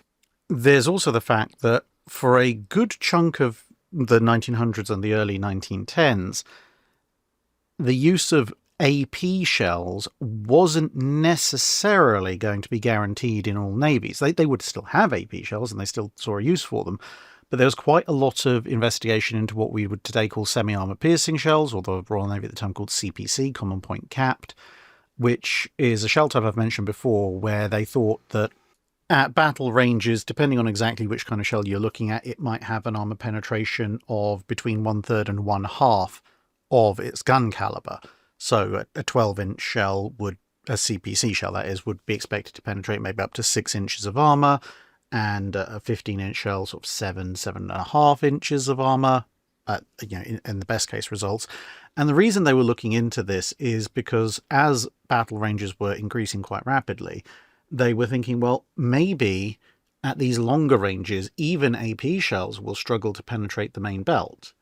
And if that is the case, then, well, an AP shell is carrying the smallest explosive charge of any shell, so hits elsewhere are not going to do as much damage. Whereas, at these longer ranges, if we fling a CPC shell downrange, sure, if it hits the belt, it won't go through, but there's a good possibility the armour-piercing shell might not go through either, so we haven't lost anything there, but all the other distributed and unarmoured areas with thinner armour, there the shell will go through, both the AP and the CPC, but when the CPC explodes, it's going to have much, much more explosive on board, therefore it's going to do a lot more damage. And at that point, when you're talking about just flinging lots of explosive to do lots of damage to an enemy ship, the weight of the broadside, and therefore the weight of high explosive, the weight of shells heading that way, becomes a lot more important than, strictly speaking, so many inches of penetration at such and such a range. Another idea is that although big guns individually do more damage and can do more damage at longer ranges, there was an expectation that battle ranges would close, and once battle range has closed down to, let's say, 10, 11,000 yards, where smaller guns like 12-inch guns could be expected to penetrate the armour of even some of the larger ships, then at that point, if you're firing, let's say, 4 or 5 big shells that might do individually somewhat larger damage, but the other side's firing a dozen small shells, but cumulatively the effect of those dozen shells is going to be significantly greater because there's just more of them and more weight of them, then that's a bad thing. So if you have a broadside weight that is only ever going up, that means that even if you have fewer guns, like 8 15-inch guns instead of a dozen 12-inch guns, then even though you might be scoring fewer hits in a closer range melee, or if you're fighting, destroyers and cruisers that have gotten close, you're still guaranteed to be doing a certain baseline level of catastrophic damage to your opponent, because the last thing you want is for your highly advanced super dreadnought with massive guns, and let's say you've only gone down to 4 guns, just being taken apart by a 12-inch gun ship that's stuck in at close range because it was night or fog or something like that. And you get various permutations of this going on and on. So broadside weight was essentially, from what I've gathered from all those things, is a cumulative rule of thumb that's assuring people that there are enough guns with enough shells, even though we're going with fewer but larger guns. Larry G asks, as I understand it, compared to the age of sail, capital warship technology changed rapidly from the ironclads through to the dreadnought era. Was there pushback or disbelief by those holding the purse strings to navies when they sent building requests in, as ships were becoming obsolete more quickly than they had done in the past? There certainly was a degree of pushback because, well, you can see the arguments and they're pretty much verbatim versions on, well, why should we spend a whole ton of money on these ships you're asking us for? Because, the past 10, 15, 20, however many years has proven that And by the time we've built them and paid for them and they've commissioned, all this massive amount of expense we're going through, and they'll be obsolete in a few years, so why don't we hold off for a few years and build whatever will make these ships obsolete, which is weirdly both making a certain amount of sense in that, yes, ships are becoming obsolete very quickly, and also making a complete degree of nonsense because, of course, whatever obsoletes the ships that are modern this year will itself be obsoleted a few years down the line. But no one ever accused Treasuries of being full of particularly smart people. They're more like rather incompetent dragons trying to hoard what little wealth they can claw in for themselves. There was also, depending on the Navy, a certain degree of, certainly in the late 19th century, that what kind of war are we planning on fighting? Because outside of the Crimean War, the British and the French, certainly a form of the larger navies, and even to an extent the Russians, because they'd all been involved in the Crimean War. But since the Ironclad era, no one had really been involved in a major war at sea, and the only people who'd been out of those three who'd been involved in a major war period had been the French with the Franco-Prussian War, and the naval side of that was pretty minimal. So again, the argument came, why should we spend a whole ton of money on a bunch of ships now when they're going to be obsolete and we haven't seemed to need to use them for a while? And that's one of the reasons why during that period of time, sort of 1860 through to about 1890, you see lots of one-off ships or two-ship classes, because essentially the navies are to a certain extent also acknowledging that, and they don't want to necessarily spend that decade's budget building a bunch of ships in, say, 1862 or 1872 that are going to be obsolete at the end of that decade, and they don't have any money to build more while other navies are building more of the newer ones. And that actually leads to, in part, explain why the Royal Navy is so obsessive about hoarding every single armoured ship they possibly can, up to and including HMS Warrior, because there is a sense that if a naval war breaks out in 1870, 1880, even as late as 1890, yes, there will be the latest and greatest ships that everyone has, but everyone will only have a handful of them. So once those ships have been sunk, knocked out, or in need of severe repairs or refit, then you'll be drawing on your second line ships, assuming that they didn't also go down in glorious battle in the first big engagements. And again, there'll only be a handful of those, so then you'll be on your third line ships, and so on and so forth. And a lot of people saw naval warfare at that point as less of a single grand glorious battle where everything would be concluded, and more of a knockdown drag out fight where whoever had the most ships to keep bringing out of reserve would eventually win. Because, like, take HMS Dreadnought here, formerly HMS Fury. She's the latest and greatest thing in the mid-1870s, but there's only her Devastation and Thunderer. So once they get knocked out, or otherwise combat incapable, then you're down to the big central battery ironclads. Once those are knocked out, you're down to the big broadside ironclads. And once those are knocked out, presumably going up against their roughly similar counterparts in the French or Russian navies, then you're down to the regular broadside ironclads, and that's where you're going to want HMS Warrior.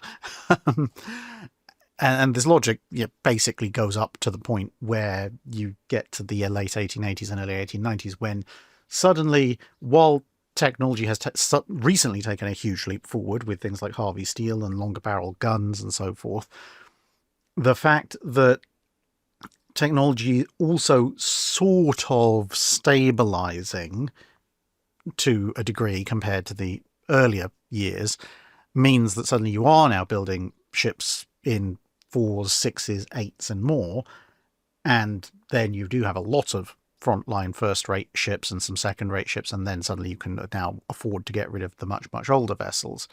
But also, the Tillman battleship designs are a product of this idea, because the US Navy, they want the budget for their new ships, and Senator Tillman essentially says, well, each year you come to me with requests for more money for bigger and more powerful ships, and you told me last year that this was the most powerful ship possible, and this year you're telling me there's a new more powerful ship that's possible, and next year you're going to tell me again that we need a bigger, more expensive ship that's now the most powerful possible. Well, how about we just cut to the chase, tell me what the biggest, most insanely expensive and most powerful ship you could ever realistically build is. Let's see what that inevitably is going to cost us. And that's where the Tillman designs come from. Hark asks, I recently began reading Innovating Victory, and on page 57 it's mentioned that during the Battle of the Yalu River, some of the Japanese torpedoes had their torpedoes freeze in their tubes and couldn't fire them off. Is it known how the Japanese went on to address this type of situation, if at all, and how often did ice accretion get in the way during critical moments, and what did one do to prevent this? And how was more delicate equipment handled, like rangefinders, open-mounted anti-aircraft guns, or radar? With regards to the other, somewhat more later equipment, with things like radar and stuff, one of the ways of dealing with it was to just keep the things rotating, because electrically powered equipment, and especially equipment that was also emitting large amounts of electromagnetic, particularly microwave radiation like a radar, was of course generating a fair amount of its own heat. So if you kept it active and going, then that would forestall the accumulation of ice, because, well, it would be too warm. And as the cold and the damp sapped the heat away, it would be continuing to generate more heat. Of course, some radar antenna in World War II were also completely fixed, so it didn't really matter whether they got frozen up per se, because the radio waves would just go through the ice. Open-mounted anti-aircraft guns, that was a combination of, well, hopefully not sailing in environments that cold, but also using various lubricants and so forth that were rated for extreme cold. And this was actually a noted issue on some Arctic convoys, where people would note that certain items of equipment like rangefinders and anti-aircraft guns had frozen in place and were an absolute pig to get unfrozen, specifically because they'd been supplied with lubricants which had also frozen solid in the cold, and they needed special Arctic rated lubricants to ensure that they would continue to work in cold weather. So that was one way of dealing with things. But normally you have to be operating in some pretty terribly cold conditions for ice accumulation to become a significant problem in battle situations. And I mean, with guns, as I've mentioned before, to a certain extent, you just fire the gun and the ice tends to go away through a mixture of shock and heat pretty quickly. And again, make sure you've got the right lubricants. But even on Arctic convoys, the single biggest threat of ice wasn't so much freezing up the weapons, it was more just the accumulation of ice making the ships top heavy. But generally with something like the Japanese torpedo boats, the two main ways of dealing with it involved putting temporary covers over the torpedo launchers, so things like tarps and so forth, a bit like the muzzle tampions you see on battleships, but essentially a kind of a stretched out tarp with a rope tie down or other form of fixing over the front or any exposed portion of the torpedo launcher, because if you did that and you made the interior basically a static still air environment, you might get some condensation and freezing, but it would tend to be fairly fine ice in most circumstances, which was relatively easily broken loose by the firing mechanism that launched the torpedo. Whereas if you had it open, not only was the air going to be somewhat colder, so keep it static and still, and the air is a good insulator, it might not freeze, but even so, if the cover is off, then you can also get, of course, significant moisture and possibly even water intrusion, especially if you're a torpedo boat, from the sea, and that kind of stuff is the stuff that will freeze into a big solid lump and really lock your torpedo in place. Other ways of dealing with it were, of course, you could, within a certain degree, use a degree of percussive maintenance just to break up some of the ice, especially if it was the finer type of ice. But in the longer term basis, much like with the Arctic convoys in World War II, it was simply a case of, well, if we're going to find ourselves fighting and operating in very, very cold, freezing conditions, we need to coat relevant things we don't want to get stuck in a lubricant that will stay as a lubricant at very, very low temperatures. Ash the Lego guy asks, were VT fuse shells used against surface and or shore targets, or did ships carry dumb ammunition for the 5-inch 38 in addition to the VT fuses? Ships definitely carried a good amount of other fuses, whether mechanical time fuses or impact fuses, for 5-inch ammunition, because the VT ammunition, or the proximity fuse, was initially only for use in anti-aircraft environments, and even then in very limited anti-aircraft environments. For a good chunk of its service in the Second World War, it was actually absolutely forbidden to use VT fuses onshore targets, or even in places where the shells might land ashore, because it was felt that any kind of dud shell might then end up in enemy hands. They could get a hold of the fuse, reverse engineer it, and then the Allied aircraft would be the ones in trouble as well. And so you obviously couldn't use that kind of fuse in those environments. You also had the situation of, if you're going to use it against surface targets, you don't want to use a VT fuse at that point, because what you're going to do then is the shell is obviously going to explode somewhat near the target, shower it in shrapnel, but unless you're going up against a lightly built destroyer or something smaller than that, most warships are going to be splinter-proofed in all relevant major areas, and even against a destroyer, scattering it with a small amount of shrapnel at range is going to be significantly less negative on it than smacking it with a 5-inch shell full of high explosive right up against it. So you definitely don't want to use VT fuses for that. It was only at the very, very end of 1944 that VT fuses were authorized for use in areas where the enemy might get hold of them, and that was mostly because at that point it was felt that the war would be over long before anybody managed to retro-engineer any dud VT fuses they managed to get their hands on. There are some indications that some warships were using VT fuses in shore bombardment somewhat before official permission came through in some circumstances, but the end of 1944 was when official permission was given. And then at that point, yes, you did see the use of VT fuses against shore targets, and even sent entirely to army artillery batteries for things like the Battle of the Bulge. Andre de Coult asks, in a recent video where you talked about a 40-knot Soviet battleship, you mentioned a simplified formula for relating hull speed with length and why the proposed ships were unlikely to work. A bit later I tried to plug the data of the Abdiels into the same formula, and I'm at a loss as to how the Abdiels still managed to achieve their phenomenal speed. Could you please explain in more detail how the Abdiels did it and how that formula works for them? Yes, so the formula in question is 1.35 multiplied by the square root of the ship's waterline length in feet, and that gives you a hull speed in knots, which for a vessel the length of the Abdiel suggests they should only be able to do about 27, 28 knots. And there's some other variations on that, which would give you slightly different figures, but all around about the same ballpark.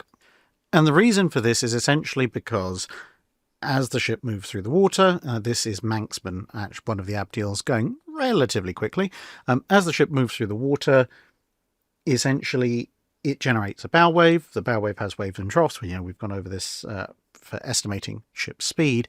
But one of the things is, when it comes to hull speed, that eventually as you move faster, the wavelength will get to a point where the distance between the first peak and the second peak is the same as the length of your ship. So your ship is now sitting basically in a trough. If you need to go any faster than that, you are going to have to start not just moving forward, but moving uphill, because you're having to climb over the forward peak and just up the wave from the first trough. And that takes ridiculously more power. And so for any reasonable ship, at least large ship, any reasonable large ship with a displacement hull and a reasonable power plant, that is effectively pretty much the limit of what you can do. Now, for a displacement type hull, which is what pretty much most warships are using, there are 3 possible ways to try and circumvent this. The Abdiels use 2 of them definitively. The other one is to move into a semi-planing hull. So if you've seen really high speed motorboats and stuff, they rise out of the water and there's significantly less of them under the water, and they kind of almost skip over the water, or the bow and a substantial portion of the rest of the hull is out of the water. That's one way of doing things. When you see some of the photos of the Abdiels at speed, it's clear that they are sort of semi-planing in some circumstances, same with things like the Mogadors, but that's not really how they're getting around this rule. The other 2 ways are just insane amounts of power, because, as I said, that's reasonable hull, reasonable power plant. The Abdiels are not reasonable when it comes to their power plant. The poor things only displace at standard displacement 2,650 tons, but they have 72,000 shaft horsepower. So they're rolling around with roughly the same kind of machinery power output as HMS Warspite, which is about 15 times its displacement. So they can actually just motor on up that wave crest simply because they have ridiculous power to their name. And to give you some idea, the Iowa-class, which aren't exactly short of power, I think you'll agree, and are pretty darn quick, well, for a late war Iowa-class, they're looking at a horsepower to ton ratio of about 4.2 to 4.3. It drops off a little bit as they get heavier and heavier as time goes on. But, four and a bit horsepower per ton for a ship that's particularly quick, and noted as being particularly quick. The Abdiels have a horsepower to tonnage ratio of 27.1 horsepower per ton. They have 6.5 times more horsepower per ton than an Iowa-class battleship. They are essentially engines that they've wrapped a hull around and called it a day almost. So yeah, you can overcome that rule with just an insane level of power output. But the other feature that the Abdiels utilize is that if you have a very long but very thin ship, you can also partly just abrogate completely the bow wave issue, because the whole point with the displacement hull in this rule is that the bow and the rest of the ship has to climb up and over the wave. If you have a sufficiently narrow hull with a sufficiently sharp pointy bow, you can actually partially cut through the wave. So you're not having to climb up the wave or as much, and therefore you don't need anywhere near as much actual power, although as we've just established, the Abdiels do have that kind of power in spades as well. And what you have to be careful of there is you don't just need to have a very, very fine bow, you also need to maintain the slimness, the length to breadth ratio, down the ship as much as humanly possible, because if your hull gets too wide, then you're going to go at some point from cutting through the wave, fully or partially, to being lifted by the wave, and then you're back at square one. And it's generally held that you want a length to breadth ratio somewhere in excess, depending on the book you read, of around about, I've been quoted anything from 8.2 all the way through to 8.5 or even 8.8 and 9 to 1, depending on the hull form and the book in question, in order to get that working. And for reference, using the Iowas again, they have a length to breadth ratio at the waterline of about 7.95, 7.96. The Abdiels, on the other hand, have a length to breadth ratio of just a little over 10 to 1. So they are very long, very slim vessels, and thus they can somewhat cut through the bow wave. Combine that with their insane power output, and they can actually break through the general rule for, well, more sane warships. Michael Gilson asks, I've been doing a little research on the seizure of the Turkish battleships at the beginning of World War I, and while it was certainly Churchill's idea, it appears to have been for purely strategic reasons with no particular animus for the Turks. So whose idea was it to refuse to return the money to them? Was this another example of the Treasury being penny-wise and pound-foolish? And if the money had been returned, would this have mollified the Turks enough to stay neutral? Or would it have required a grander and less probable gesture like transferring the money to US yards to build them a pair of repeat New Yorks or something similar for the Turkish Navy instead? So there's quite a lot of mythology that's built up around the seizure of the Ottoman warships, and there's probably a completely different video to go into all of that separately. But essentially what happened was that in all contracts that were signed with British shipyards for the construction of warships, the British government and the Admiralty insisted that there be a clause that said that, in extreme events, the Admiralty could take over the ships. So that was part of the contract, but also that any money had to be duly compensated, so the ships had to be purchased. What happened was that Churchill decided, okay, we need these ships. Partly we need these ships to help bulk out the Royal Navy against the threat of the High Seas Fleet, but also by late July, early August, it was clear that, at least from British intelligence, the Ottomans may have some kind of secret deals or leanings towards Germany, as indeed it turned out they did. So initially, the ships were requisitioned directly to prevent the Ottoman crews that had arrived from boarding them. So the ships would then be in British hands. However, this was immediately followed up by a more formal request to transfer the contract from the Ottoman government to the British Admiralty, which would then formally enact the transfer clause in the original contract. Then there was a whole bunch of back and forth negotiation, because at that point, after the dust had settled a few days after the British had physically taken over the ship, there was essentially the British offering the Ottomans the same deal as the various other people whose ships had been taken over, like Chile, where they basically said, look, we're taking over your ships, and we will compensate you for it, but, let's all be friends and do this normally. Now, of course, places like Chile, while they weren't necessarily particularly happy about the idea, they were prepared to go, okay, look, as long as you're going to pay us for them, and we've got an option to buy them back later at a discount, then, okay, given that a war has broken out in Europe, we can let this slide.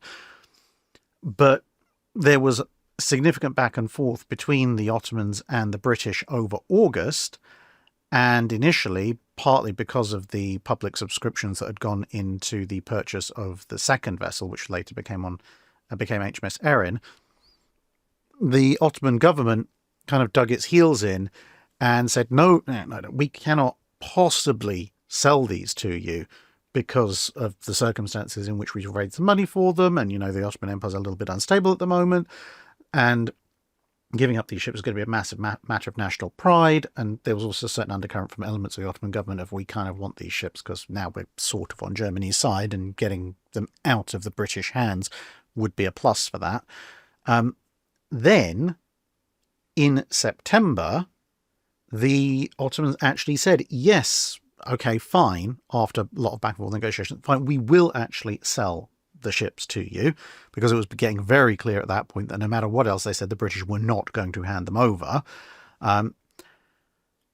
But by early to mid-September, Goeben and Breslau had already shown up. They'd already been allowed through the Dardanelles and not interned, which the Ottomans should have done, at which point the Admiralty and the Foreign Office stepped in and said, okay, well, they may want the money now, a little bit late, but whatever. But at this point, the Ottomans are violating neutrality in favour of the Germans, and specifically, to quote the Admiralty, they said it would be contrary to the public interest to pay any lump sum to Turkey during this war. At which point, then the government turned around and said, okay, well, we've taken the ships, also now you are kind of siding with our enemy, so we're not paying you either. And that was that. So, yeah, there's a lot of short form history that basically goes, oh, yeah, the British seized the Turkish ships without compensation. That's not true. The British seized the ships, then offered compensation, which is a little bit retroactive, but they still did. But the Ottomans dug their heels in trying to get the ships back, even though it was clear that wasn't going to happen. And they only then agreed to receive money by the time that their own actions separately in the Dardanelles had made it clear that the British were not going to give them a single penny. Now, of course, you can debate how much one led to the other. How much did the initial seizure of the ships influence the Ottoman decision to let the Germans through the Dardanelles, which then in turn made the British not pay them, which then inflamed Ottoman anger even more. But that's the sort of the phase of research where you assign blame rather than just explain the sequence of events. Michael Moran asks, UK personnel helping the UK with Lend-Lease equipment. I've seen contradictory statements as to what extent US pilots on Lend-Lease PBYs associated with the Royal Navy during the search for the Bismarck were assisting the Royal Navy. My understanding of the terms of Lend-Lease is they technically shouldn't even have been on the PBYs. Also, were there other instances of US forces assisting UK personnel in such a manner that involved potential combat situations? So with the latter part, there were quite a number of US observers in various portions of the British military, including observing officers aboard British ships in combat in the Mediterranean, for example. Officially, they were there purely to observe and were neutral, in much the same way as they were representatives from quite a number of navies aboard Admiral Togo ships at the Battle of Tsushima. But much like the Battle of Tsushima, there's only so much of being shot at that the observation officers will sometimes take before they decide, actually, it's in my own best interest to help in shooting back. Although those instances are relatively rare.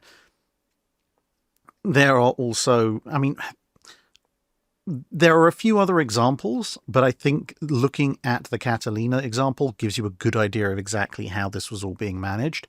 So officially, the Catalinas were provided as part of Lend-Lease. Now, as part of the delivery of the Catalinas, it was entirely reasonable and expected that the US might fly the Catalinas over for delivery, because this was a new type. The Royal Air Force and the Royal Navy didn't have any real experience with operating it, so getting a bunch of pilots and being told, here's a brand new aircraft, you have no idea really how it works, have fun flying across the Atlantic, that's clearly unreasonable. So delivery pilots will have to go with them. Okay, so now you have a bunch of Catalinas and some US pilots in the UK. Technically, officially, and publicly, that is where it ended. The second layer, and there's multiple layers to this, so the second layer, which was not really openly spoken about, but would be acknowledged if people pressed, as in, like, why hasn't the pilot in question come back to the US? It's been a few weeks. Was that then the US pilots were then there to help familiarise the RAF and Royal Navy pilots with their new aircraft. Because, well, you need someone to instruct them, and no one in the, let's say, Coastal Command knows how to fly them, so someone needs to be the kind of first stage instructor. So they're instructing the future instructors, which is beginning to really strain the edges of neutrality, since you are training combat pilots for combat operations in a belligerent country, and you're supposed to be neutral. But most people would probably go, that's fair enough. But so as I said, this would be the bit that was officially acknowledged, but not, actively spoken about. You'd find out if you pressed hard enough, essentially. And then you enter the realms of the bits where people would outright deny that these things were occurring. And that was that as part of the quote-unquote familiarization process, the US pilots were taking the Catalinas up and actually flying them, or helping to fly them, because they have a pilot and a co-pilot, on active combat missions. Partly because, again, there weren't enough trained Catalina pilots. There was a great demand for Catalina operations. And so one of the ways of obviating that was to go, well, hey, we've got a bunch of experienced Catalina pilots already here. Get in the co-pilot seat, mate. We're going for a bit of a spin. And that is the situation which ended up with this Catalina with a US pilot on board, technically in the co-pilot's position, spotting Bismarck. Although at the time, because obviously they're working in shifts, at the exact moment that Bismarck was spotted, the US pilot was actually in command of the aircraft. That bit would be absolutely flat out denied during the period that the US was officially neutral. Will Sanders asks, Drac, after reading the text of the Washington Naval Treaty, I noticed there was no prohibition on the sale of scrapped ship equipment like armaments, armour, or machinery. This seems like a great opportunity for many of the nations born out of the dissolution of the Ottoman and Austro-Hungarian empires to build a fleet. So, if you were the Grand Admiral of the Kingdom of Serbs, Croats, and Slovenes, where the local industry could perhaps build the hulls but not fit them out, what would you scoop up to build out a fleet, including something like perhaps Nordic coastal defence ships? Well, if I can get away with it, honestly, I'm probably going to just be scooping stuff out of the Royal Navy. And you might say, oh yes, well, Drac, that's because you're British. But no, under the terms of scooping up the leftovers of the Washington Treaty, it makes the most sense. Because if you stop and think about it, the Washington Treaty, let's just look at capital ships for a minute, but this kind of applies across the board. The Washington Treaty meant that the United States had to give up some of its very earliest 12-inch armed dreadnoughts, but it still kept a good number of its 12-inch armed dreadnoughts and all its 14-inch armed dreadnoughts. So you're going to be getting at best early turbines, a bunch of vertical triple expansion engines, and some early model 12-inch guns from there. Not brilliant. The French are even keeping some pre-dreadnoughts. You don't want pre-dreadnought stuff. It's far too old. The Japanese, kind of like the Americans, they are having to get rid of their 12-inch ships. And again, so you're looking at early dreadnoughts, not particularly brilliant. The Italians, like the French, keeping a bunch of their pre-dreadnoughts. So again, you don't want pre-dreadnought stuff. The British, however, because they have such an absurdly large fleet compared to everybody else, and they're bringing themselves down to the level of the Americans in terms of fleet numbers, they're getting rid of all their 12-inch ships. And, of course, being early adopters of the turbine, that means there's going to be a lot of nice turbines going. There's going to be a lot of later model 12-inch guns going. And because they're having to get rid of the Orion-class, as well as Lion and Princess Royal, there is also going to be a bunch of geared turbines going and some 13.5-inch guns. So you can get more modern equipment and bigger guns compared to wherever else you'd be going. And similarly, when it comes to things like destroyers, the British are getting rid of destroyers that only came into service halfway through the First World War. So near modern destroyer machinery and equipment. Same thing with cruisers. The Americans almost, not quite, but almost don't have to get rid of any cruisers, and they certainly don't have to get rid of any cruisers they don't want to keep, because their cruiser force was so small to start with. The French are getting war prize cruisers off the Germans, which gives you some idea of where their fleet is. Same with the Italians. The Japanese are mostly getting rid of Russo-Japanese war-era vessels, so again, you don't want that. Whereas the British, once again, they're having to get rid of ships that actually were built 10, 15 years ago. So, once again, the equipment is going to be newer and have less wear and tear on it. So at that point, if I'm building the hulls and then sticking a bunch of machinery and weaponry that I'm buying from the salvage piles of the Washington Naval Treaty, I'm basically just going to be over in the UK salvaging up everything with maybe a post-1908, post-1912 build date on it. Felicity Longus asks, it seems to me like much of the discussion around the worst weapons fielded on warships in the 20th century, at least within the scope of the channel, tends to revolve around certain examples developed in the interwar period and then first deployed in the Second World War. The Mark 14 torpedo, the Type 96 cannon, unrotated projectile launchers, 3.7 centimetre SKC-30, etc., etc. What would your best, say, 3 examples be of comparatively terrible weapons fielded during the First World War? Were any of these on a par with the aforementioned weapons in terms of ineffectiveness, risk to their own operators, or institutional resistance to acknowledging the failures of the weapon? Well, I think we could be here all day if we list off the numerous early attempts at anti-submarine warfare in their increasingly comical and terrible ways of attempting to stop submarines, like, catch them in a giant net between 2 trawlers and haul them ashore like they're gigantic fish. And that's one of the saner ones. I still think maybe I should produce a limited run of little leatherette boxes with little toffee hammers inside them and instruction manuals on how to take said box, put it in a ship's boat, sail over to the periscope of a submarine, extract hammer from box, and then use hammer to make a sharp rap on the periscope and shatter the periscope of a submarine, thus theoretically rendering it useless. Would anyone buy those? I'm not entirely sure. Comments in below. Anyway, that aside, so let's say that early anti-submarine attempts could kind of fill one category. Another category would be this thing. This is the 444-inch. It theoretically seems like a good idea. You stack a bunch of 4-inch guns together. Their 4-inch gun is a somewhat lightweight, but also very rapidly firing known quantity. So if you stick a bunch of them together in a triple mounting, then you get 3 times the firepower on a minimal increase in area, and thus you can stick them on things like the Renowns and the Courageouses, and where they don't necessarily match the 6-inch for range or stopping power against destroyers, you can actually just throw so many shells downrange with this kind of mounting. that you might actually hit a destroyer more than once, and thus bring it to a stop in a hail of fire. Brilliant idea in theory. Terrible idea in practice, because as you can probably tell, the poor things are bunched so close together, it's practically impossible to operate them at a rapid pace without everybody getting in each other's way, and the rate of fire actually falls off massively. I think they would have just been far better off taking out the centre gun and just having a twin mount. That would probably actually deliver more shells down range over a minute than having the 3 guns, or make the mount bigger, or set the third guns back slightly. Anything but what they actually did. And of course, no mention of terrible weapon systems of World War I could be complete without mentioning the K-class submarines, because, well, I've done an entire video on them.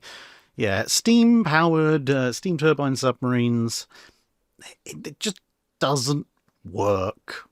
And they kept trying to make them work long past the point where they should have just gone, actually, you know what, let's not do this anymore, this is silly. Kirsten Darkin asks, from a physics and engineering perspective, how is it possible for a sailing vessel to sail upwind at all? How is the force vector of the incoming wind rotated more than 90 degrees by the sails, rigging and hull to propel the ship at least partially upwind? What prevents the ship from just being blown backwards? It's all to do with the interaction between the sail and the wind, and specifically the angle that it's at. So this is much easier with fore to aft sails, so lateen type sails, the triangular sail you can see here.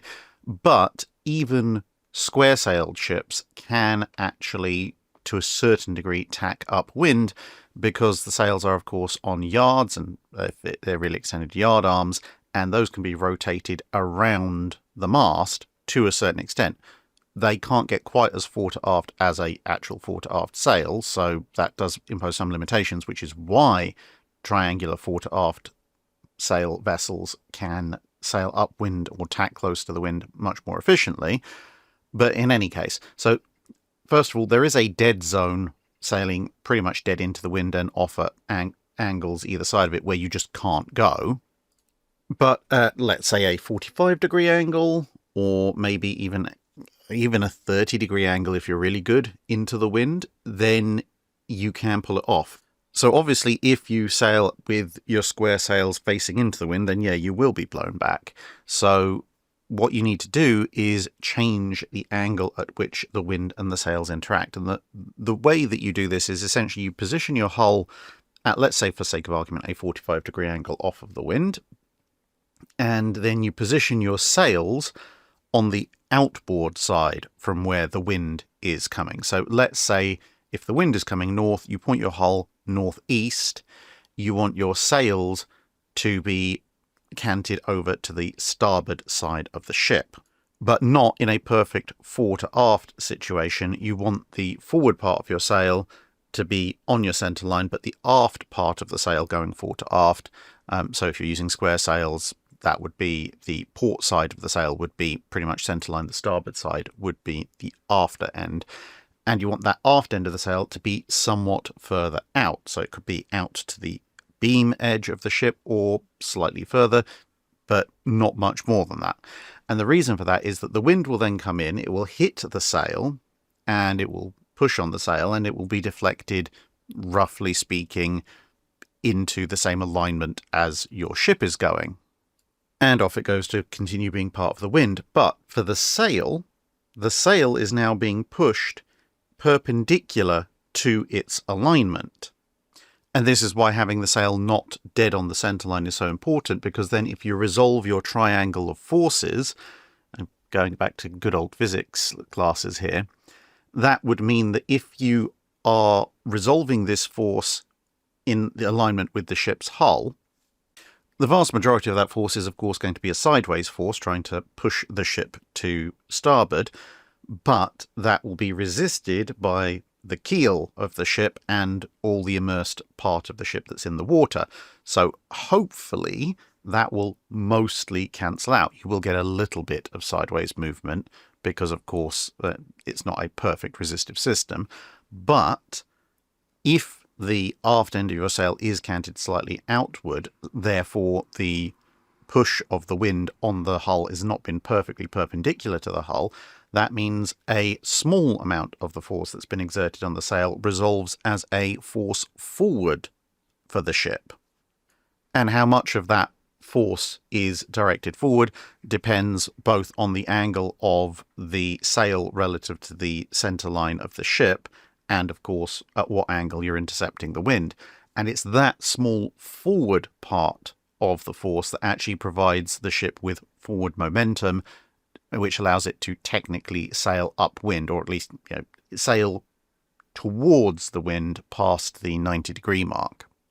But if you want to sail directly upwind, of course, you have both the slight sideways movement that's being imparted to the ship that the keel and the side of the ship can't resist as it gets pushed through the water, and the line of a head force is going to resolve itself at whatever angle the ship's hull is at, roughly speaking. So if you are, for the sake of our example, sailing 45 degrees off the wind, you're going to be moving perceptibly 45 degrees off the wind, but actually if you resolve the whole thing, probably maybe 50 degrees off the wind because of the additional sideways force. So you are making progress upwind, but you're also making quite significant progress sideways, in this case to starboard. And that's why ships that are trying to genuinely move upwind will tack, because they'll go forward and starboard for a bit, and then they'll turn and they'll go forward and port for a bit, and the starboard and port movements cancel each other out, and you end up slowly making your way dead ahead. And as I said, because you can get finer angles with fore to aft sails, that's why they can A, sail closer to the wind, and B, get a better rate of progress out of them. Amanda Jones asks, Nelson hoped to catch Napoleon in the Mediterranean before he reached Egypt, instead of having the Battle of the Nile. From what I could find, Napoleon had 300 troop ships for his 36,000 men. What would a naval battle of the period look like if a battle fleet caught 300 loaded troop ships? Did they flee or surrender immediately, or did the Army of the Orient line the gunwales with muskets ready? The battle would have looked probably very similar to one of the many battles off Ushant, which very often involved large French convoys escorted by warships being intercepted by Royal Navy forces. So essentially, the troops aboard, or the troops on board Napoleon's invasion convoy, couldn't expect to do a huge amount. There are instances where troops being transported on warships did assist in the combat by providing obviously a lot of small arms fire, which would help you resist boarding attempts or indeed carry out boarding attempts. But those were when the warships still had their guns, or the transports in some cases had a reasonable number of guns in the case of some East Indiamen.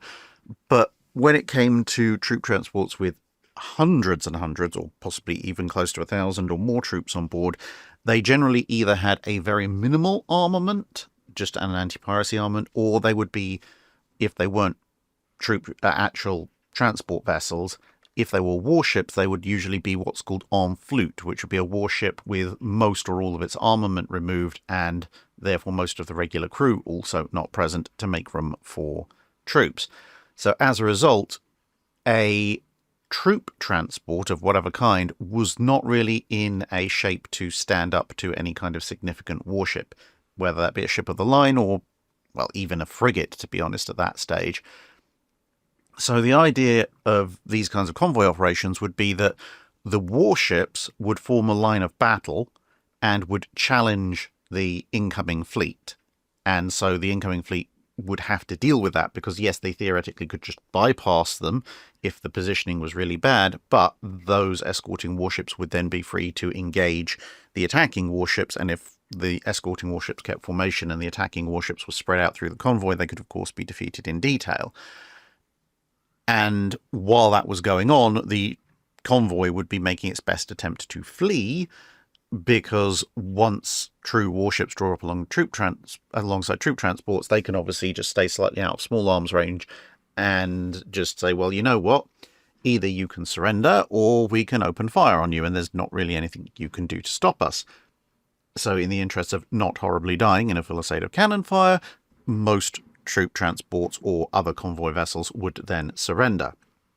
So given that the convoy did in fact have a fairly large escort of warships, that would be the fleet essentially that would be present for the Battle of the Nile, what would have most likely happened is that the troop convoy would have borne away on whatever the best vector was with the wind, assuming that that wasn't directly into the face of Nelson's ships. Meanwhile, de Broglie, the French admiral, would take his warships and engage Nelson in a straight-up fleet action. Now, if Nelson had significantly more ships in that particular engagement, or he had a decent number of frigates, and of course Nelson was always complaining he didn't have enough frigates, you could detach a few fast ships to do an end run around the enemy formation and start capturing transports. And obviously fast ships are also good for pursuit. But more likely, you would want all your warships to essentially gang up on the French warships. And if you were fast enough, you could win the battle with the warships, and then an element of your fleet could continue pursuit. But possibly more likely would have been the same kind of thing that tended to happen with things like the Battle of Ushant, where the British might win a fairly nice at-sea victory against the French warships, but between damage and the distance that had been covered by the convoy, there then wasn't enough time or enough ships to actually pursue the convoy and capture any substantial number of them. But the convoy's response was generally to run away as fast as humanly possible, which for most transports admittedly wasn't that fast.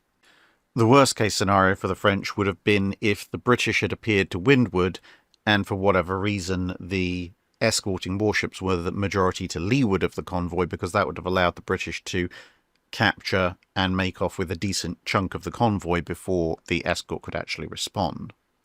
Shimmering Aurora asks, if the Queen Elizabeths had been built with small tube boilers, it's been mentioned before they would likely have been able to make 27 to 28 knots.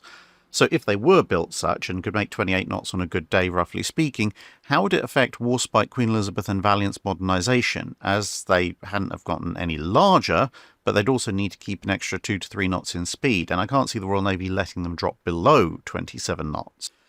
Well, I suspect if they had been designed with a speed of 27 to 28 knots in mind, they might have a slightly different hull form, but that would have consisted most likely of slightly more lengthened and tapered bow and stern section. So I don't think it would have substantially affected the midships internal volume that much. With that said, there would be a little bit more.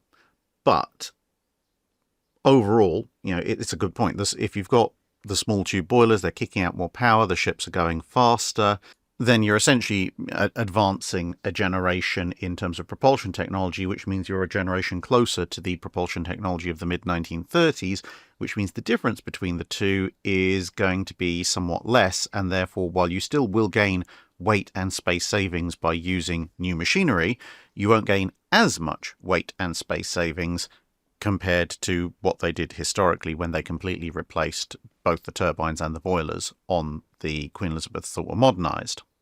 Now, historically speaking, for Warspite, the area that was basically freed up by the replacement of the turbines and boilers with new machinery was used for a variety of things. On the lower levels, it was used for diesel fuel, for various auxiliary generators, and on the upper levels, mostly for stores. So I think those kinds of areas could be somewhat relocated. Obviously, again, you would still have some free space, but the bits that you now couldn't have there could be relocated to other parts of the ships. Particularly stores could go to the fore and aft ends, where, as we said, there'd be a bit more room. With the Queen Elizabeth and Valiant, it would be a slightly different thing because, of course, with Warspite's refit, the only additional magazine space you had to find was for the additional anti-aircraft weapons, but the 6-inch secondary battery was substantially reduced, so that was a fairly easy swap. Whereas with the Queen Elizabeth and Valiant, you've of course got now 20 4.5-inch guns. Now, individually, those rounds are smaller, but you're expecting a much higher rate of fire, so you need a lot more of them. That could pose more issues. Now, of course, you can just repurpose the 6-inch magazines, which would afford you a fairly decent stock of ammunition. But I suspect on those ships it might be a little bit of a tighter squeeze. And a lot of it will come down to just what exact slight changes in overall hull size and layout would have been made to make sure the length to breadth ratio was ideal for that 27-28 knot top speed. But you're right. The Royal Navy, if they've got 27-28 knot 15-inch armed battleships dating back from the World War I period, they are not going to let them drop below fast battleship speed during their modernizations. So I suspect one of two things would probably happen. Either they'd use the fact that the hulls are going to have just a little bit more internal volume to play around with relocating the various stores and fuel stores and magazines that they need to, and it would be broadly similar, but just the fine details of the layout might change.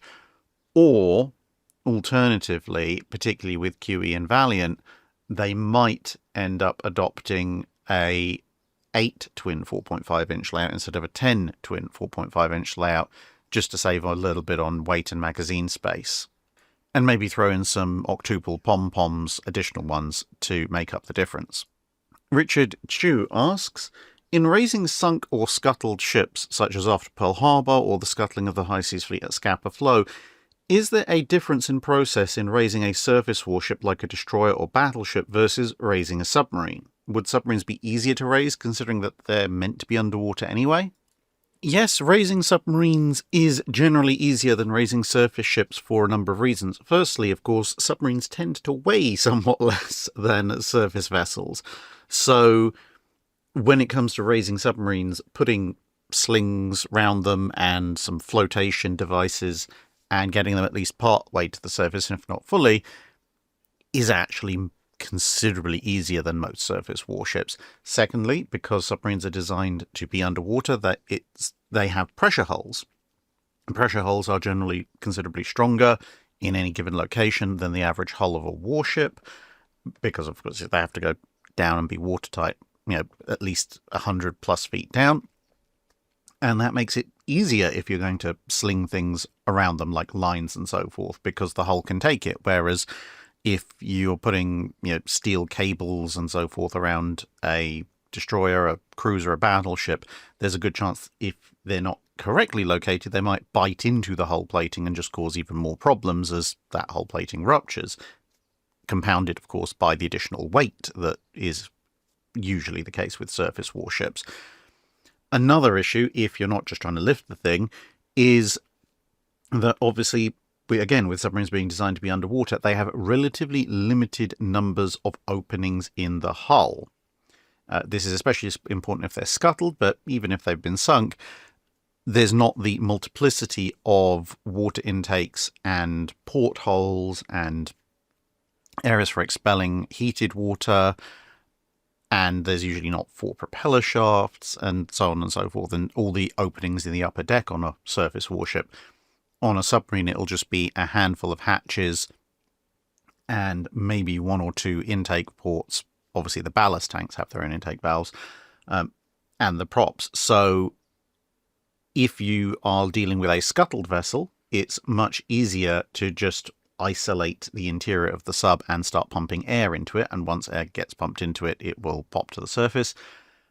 And even if it's been sunk, there'll be the big hole that has sunk it. If you can patch that or isolate it, then again, it's not that difficult to make sure the rest of the vessel is airtight, and then you can fill it with air to help raise it. Whereas with a surface warship, you have hundreds upon hundreds upon hundreds of small openings, any one of which could have been compromised. And obviously, again, with a surface warship tending to have quite a large hull, volumetrically compared to a submarine, there's also the potential for lots of internal bulkheads to be strained, collapsed, breached, etc., which can make sealing and pumping out a ship considerably more difficult.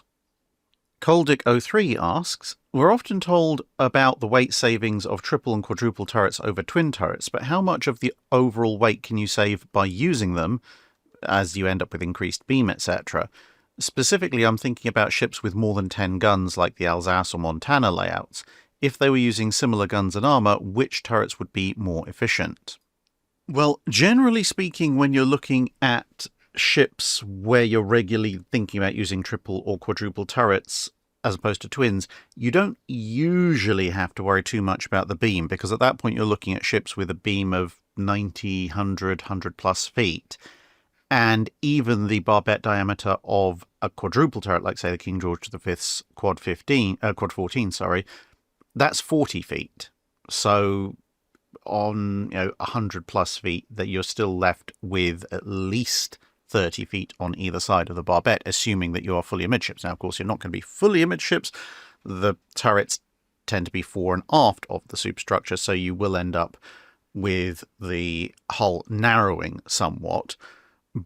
But broadly speaking, you would be designing a ship with a beam and a turret location such that, and of a size that if you are going to use these turrets, you can fit them in. You're not usually going to have to substantially or at all increase the beam in a interwar or World War II era battleship just to get a triple or a quad in, where otherwise you might have had a twin. There are a few minor exceptions to this, such as where you might be designing a ship for extreme speed, and then the margins might get a little bit close. So, for example, with the Iowa's Turret 1, its barbette comes down very close to the hull, which is compounded by the fact you have internal sloping armour. So on the Iowa's, for instance, having a quad turret where Turret 1 is wouldn't work. But on most ships, you don't have to worry so much about the beam. So the majority of the weight savings you're going to get by using triple or quadruple turrets largely comes down to shortening the length of the citadel. So, of course, we've got Montana up here with 4 triple 16-inch. So if you wanted the same 12-gun armament with twin turrets, you would need 6 twin turrets, which would mean you'd need an additional twin turret at either end. And if you compare the diameter of various barbettes for various gun turrets, the inner diameter of the 16-inch twin turrets on the Colorados, for instance, was 31 feet. The interior barbette diameter of the triple turrets, using, again, 16-inch 45s, although not exactly the same, guns on the North Carolinas and South Dakotas was 37 feet. So you're looking at, if you crudely approximate, just over 15 feet barbette diameter per gun on the twin turret, but only just over 12 feet per gun on the triple turret. So for triple turrets, you're looking at about 150, just under 150 feet of barbette diameter, which is going to translate to length. Whereas 6 twin turrets, you're looking at about 186 feet of barbette diameter, not including, obviously, the gaps between the turrets that you need so that they don't hit each other. And so you can immediately see you're talking about dozens of feet more of citadel, which increases weight, and each turret also, as we've established in previous questions, will collectively weigh more. 6 twin turrets will weigh more than 4 triples. And the efficiency savings actually get even greater when you use quadruple turrets, because you do have a direct comparison here with the King George V's.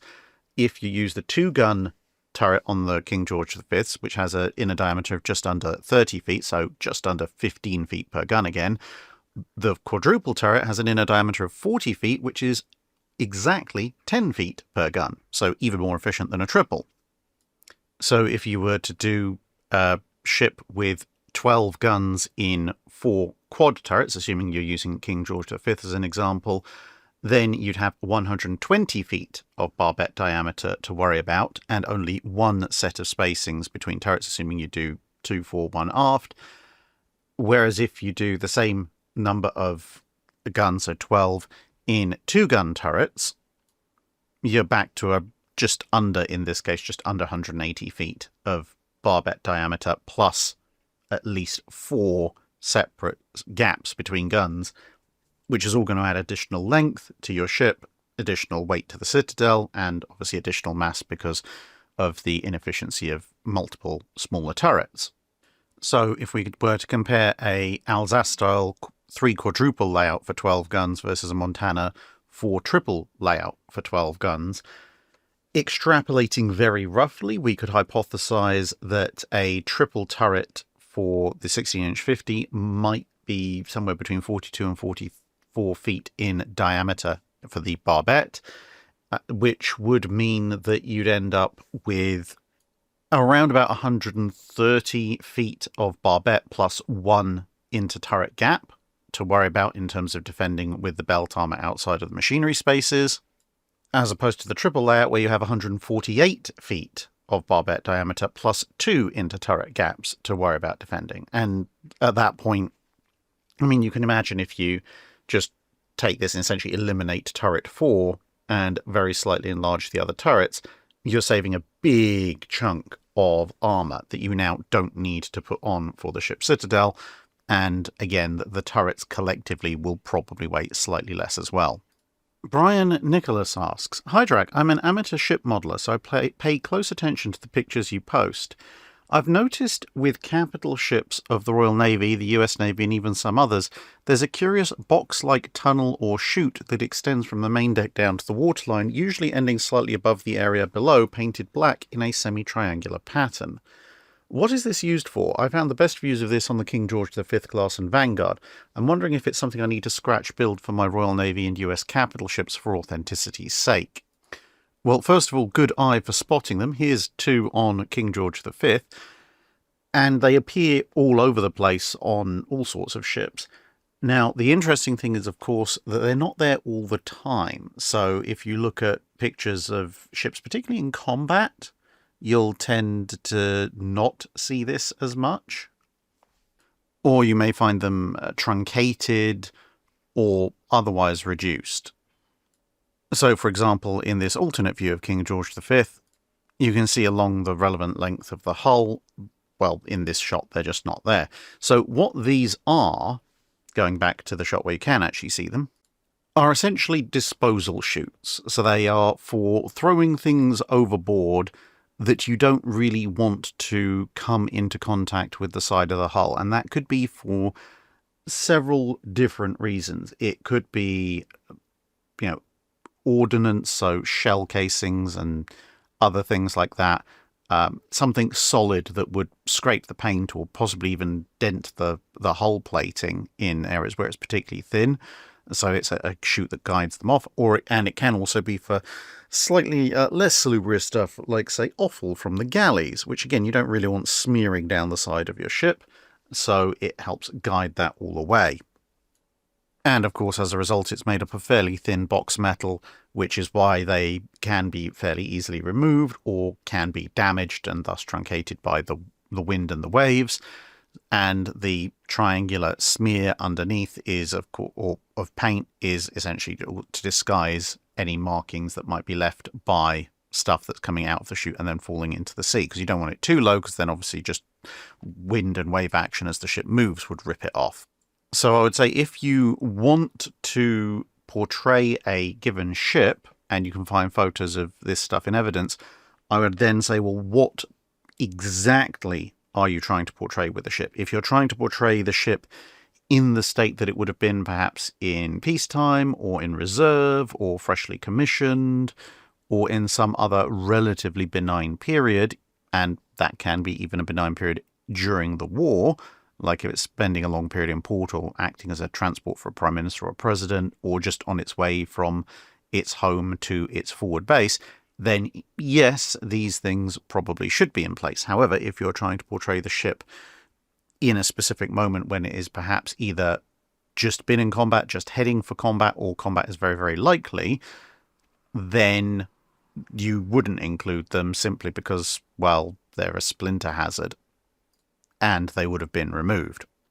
Eric Van Dooting asks, if you were designing a battleship in the 30s and you knew the navy you were designing it for lacked any particularly effective anti-aircraft guns, would it be better to eliminate or significantly reduce the number of anti-aircraft and dual-purpose guns and use the space and weight savings to increase horizontal protection and perhaps the redundancy of certain systems? Or is the deterrent effect of even poor anti-aircraft guns still a better defense than none?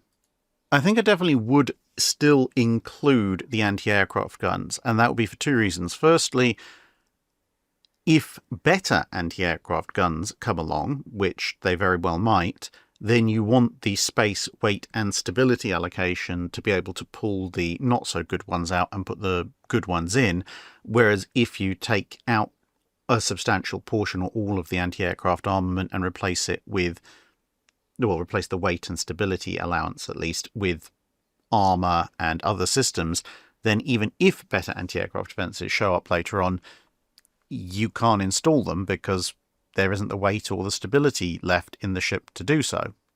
Another thing is, of course, dual-purpose guns are by their nature dual-purpose. You probably still want those at the very least for surface engagements. And ultimately, assuming that your anti-aircraft doctrine is relatively decent, even if the guns themselves might not be, there is still a certain deterrent value in having those anti-aircraft guns. Much as the HACS system, or high angle control system, of the Royal Navy gets a certain degree, I think, of unfair stick from various quarters at points, when you flip over and look at the German reports of, and to a certain extent as well Italian reports of, aircraft trying to attack systems defended with the HACS system, or I just should just say HACS because the S stands for system. Anyway, although the numbers of aircraft shot down by the system are relatively low, they are still rated by their opponents as having quite a decent deterrent effect. Particularly with the Luftwaffe, they note that large numbers of aircraft that undertook attacks on ships were damaged by fire, and bear in mind this is pre-proximity fuses, so that means the shells are exploding pretty close, and they note that there is a significant morale effect and coordination effect on trying to actually get the attacks in, because although the system isn't necessarily placing the shells directly onto the aircraft, it is very rapidly, they note, placing bursts of shells all around their aircraft. And that makes coordinating mass attacks difficult. It makes coordinating even attacks within the formation that's already there difficult. Damage makes station keeping difficult, etc., etc. And so rather than a nice practice run, essentially, on a somewhat maneuvering target, you get aircraft having to fall away, aircraft taking evasive action, people not really wanting to bunch up too much, and it disrupts concentration on attack runs. So even a not particularly brilliant anti-aircraft system is certainly a lot better than none. Salamin Shakia 93 asks, "Hi Drac, could you talk a bit about the anti-torpedo crushing tubes used by the Royal Navy and the Imperial Japanese Navy? What were their dimensions, weight, and thickness of the tube walls? For a certain buoyancy space, would having one or more rows of smaller diameter tubes be more or less effective than their intended roles than having fewer rows of larger diameter tubes? Also, was there any information you found interesting in the tests made and experience involving crushing tubes?" It is something I need to look into in more depth, but from what I can find from the documentation I have to hand, the diameter of the tubes was about 9 inches. Length is a little bit more uncertain, but ironically from some of the survivors of Hood's sinking, we're given an approximate length of about 20 feet, although obviously that is an approximation. Diameter or thickness of the actual walls, that I haven't been able to find a precise figure for. I found a couple of figures offered, but they are quite wildly different. They're both obviously relatively thin, but because of the thinness involved, one is about 3 times thicker than the other. So I don't know which one to believe at this point. I need to do more research on that. But in terms of, for a given buoyancy space, would having one or more rows of smaller diameter tubes be more or less effective than fewer rows of larger diameter tubes? It is a balance, because of course if you have very, very few large diameter tubes, then 1 or 2 being crushed, and that's basically all the protection along that linear pathway done for. But smaller tubes will generally be more fragile because there's less material to them, unless you make them considerably thicker. But B, the other problem is, of course, the square cube law. If you've made a relatively decently solid metal tube that's 9 inches in diameter, great. If you reduce that to, say, 3 inches in diameter, so linear reduction of 2/3, the internal volume of that tube will have dropped very dramatically, and thus it may not be positively buoyant at all, and even if it is, it's going to be minimally positively buoyant compared to a bigger tube. So a bigger tube offers a greater degree of buoyancy aid in terms of, keeping the ship afloat and minimizing the effect of flooding compared to more numerous smaller tubes. But of course, more numerous smaller tubes put more material in the way, but you also don't want them to be too closely packed being smaller tubes, because then you're starting to create a rigid body, and rigid bodies are really bad at absorbing the blast of things like torpedoes. So it's a delicate balancing act. But broadly, I would say that a particularly small sort of scaffolding pole diameter tube would probably be quite a bit less effective than the 9-inch tubes that the Royal Navy historically went for, or something of approximately that size. And we know that they were buoyant because when Hood sank, again, the survivors reported a decent number of them popping up to the surface.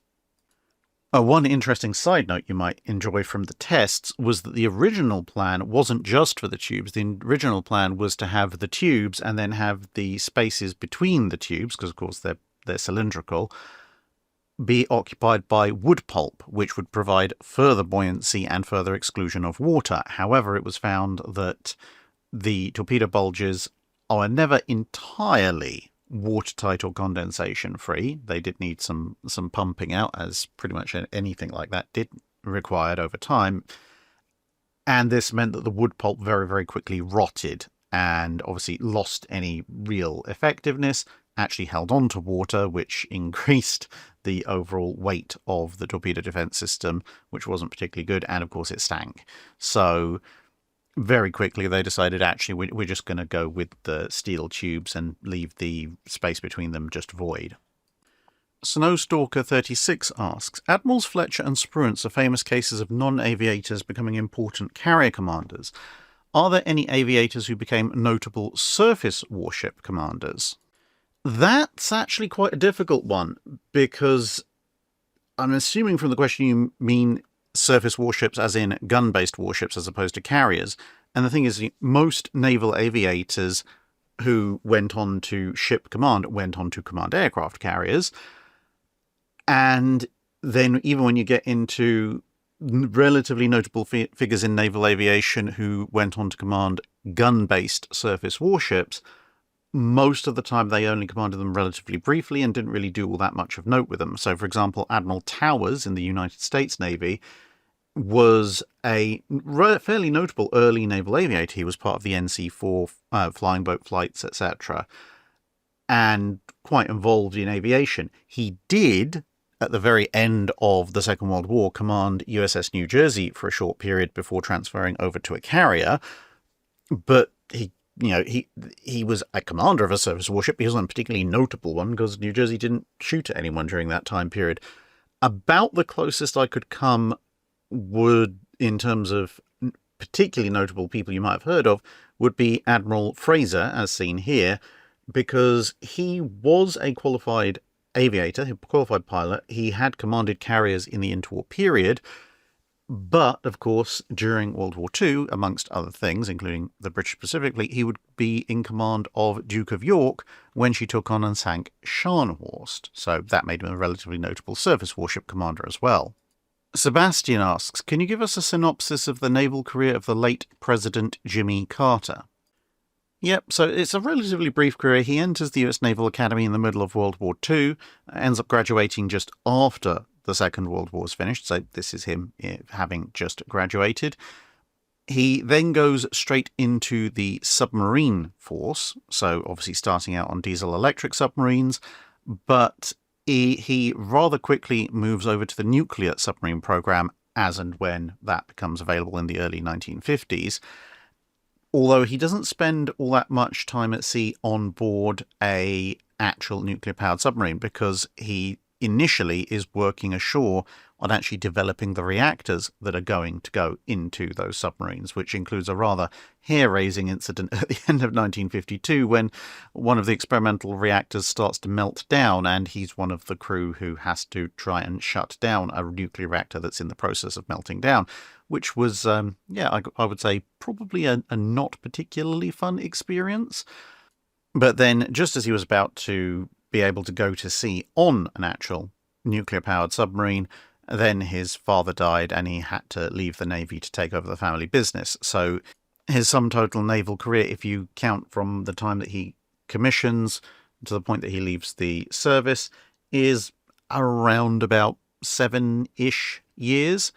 He's then on reserve duty until the early 1960s, but during his 7 and a bit years in the Navy, he's essentially a submariner, or submariner as I believe it's called in the United States. Wade Enyart asks, after December 7th, 1941, did the US Navy carrier dive bombers ever attempt to use smoke pots to aid torpedo planes in active combat? And was this a US Navy thing, or did other navies also look into this?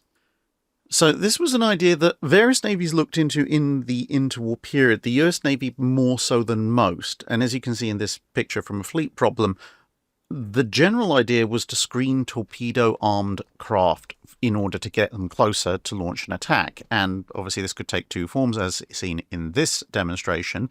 An aircraft could lay a smoke screen, and that would shield a destroyer squadron coming in, and then they'd emerge through the smoke, fire their torpedoes, and retire back into the smoke. Or you could, and indeed they did practice this several times, have an aircraft run in, drop a smoke screen, and torpedo bombers could then approach behind said smoke screen and, emerge suddenly in the face of the enemy's anti-aircraft gunners, which would give them an element of surprise so they could drop their torpedoes and get away, hopefully, with minimal casualties. As far as I can find, this tactic generally was actually mostly dropped even from the fleet problems during the 1930s and doesn't appear to have been used at all in any major engagement during the Second World War. And that's for a few reasons. Firstly, the separation of the dive bombers and the torpedo bombers. Dive bombers obviously flying nice and high, looking to engage in diving attacks, whereas the torpedo bombers usually slower, flying at lower altitude. They're in completely separate areas. And by the late 1930s, it was appreciated that if you were going to take an aircraft that was equipped with smoke generators and get it that close to the enemy, that aircraft was at extreme risk of being shot down, both from anti-aircraft gunfire and from the combat air patrol. And of course, this kind of smokescreen wouldn't actually shield your aircraft at all from an enemy combat air patrol. In fact, if anything, it would highlight where they were, because assuming you dropped it in the right place, the enemy combat air patrol could go, hey, look, there's a really bright line of smoke perpendicular to our fleet. Well, if we draw a line from our fleet to the smokescreen, and oh, look, over there, that's where the enemy torpedo bombers are. So it was no longer a particularly good idea. In the 20s, when anti-aircraft gunfire was considerably less and enemy fighters would be both less in number and far less capable, it was a much better idea.